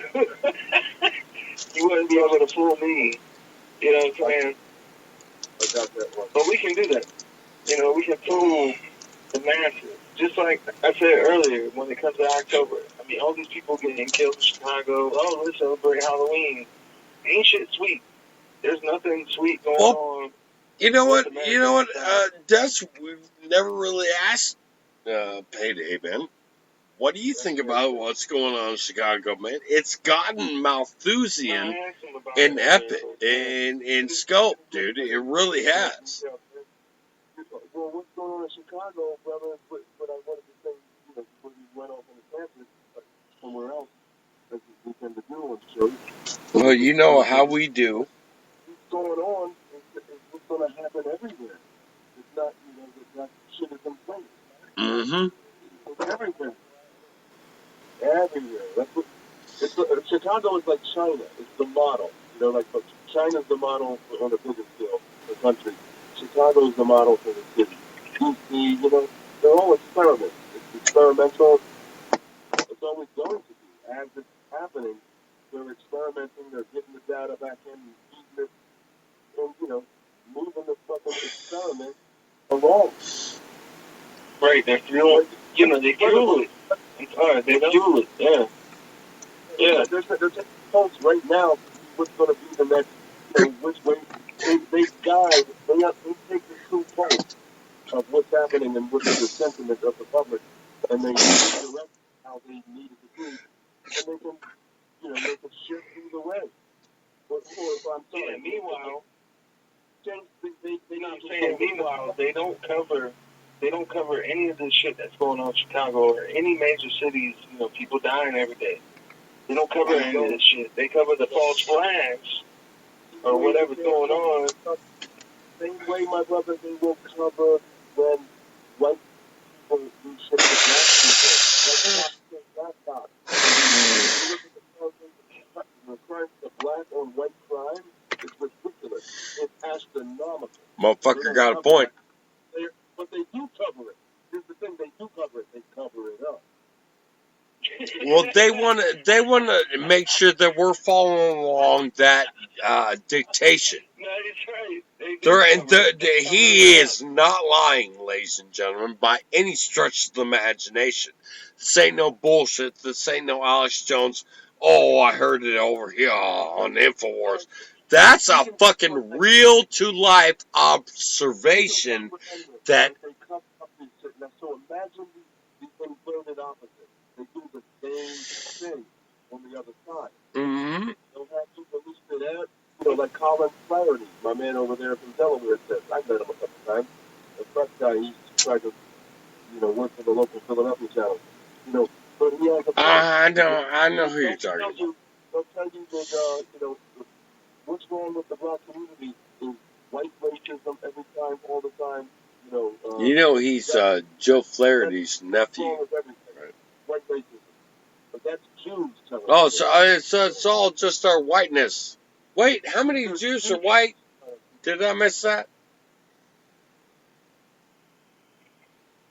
Oh. No. Wait, did I spoil the fucking bunch? The Ashkenazi Jews came from Central Europe. And right? Yeah, you got white privilege and white power. They're played off against each other. Hey, dude, I'm pretty white and pretty. Your heritage is called the white supremacy. If you want to preserve your heritage as a white person, it's a white. I'm surprised that they haven't called the United States Post Office racist. Well, how in the fuck did they even fucking get away with this in this day and age, man? Straight male. Get my joke? Just because the post office delivers straight white mail, I'm surprised they're not called racist. I don't know, man. I just want to know how in this day and age that we can have any type of affiliation anywhere. It's so segregatory. It really is. It's like letting you know what, you ain't cool enough. You don't listen to Alex Jones. You don't listen to Glenn Beck. Fuck, you ain't cool enough. It's the work of international organized. It's just keeping us apart, man. All of it, all the ills in society. To be quite honest, Payday, man, it really doesn't matter who in the fuck is keeping us apart from each other. We're still being kept apart.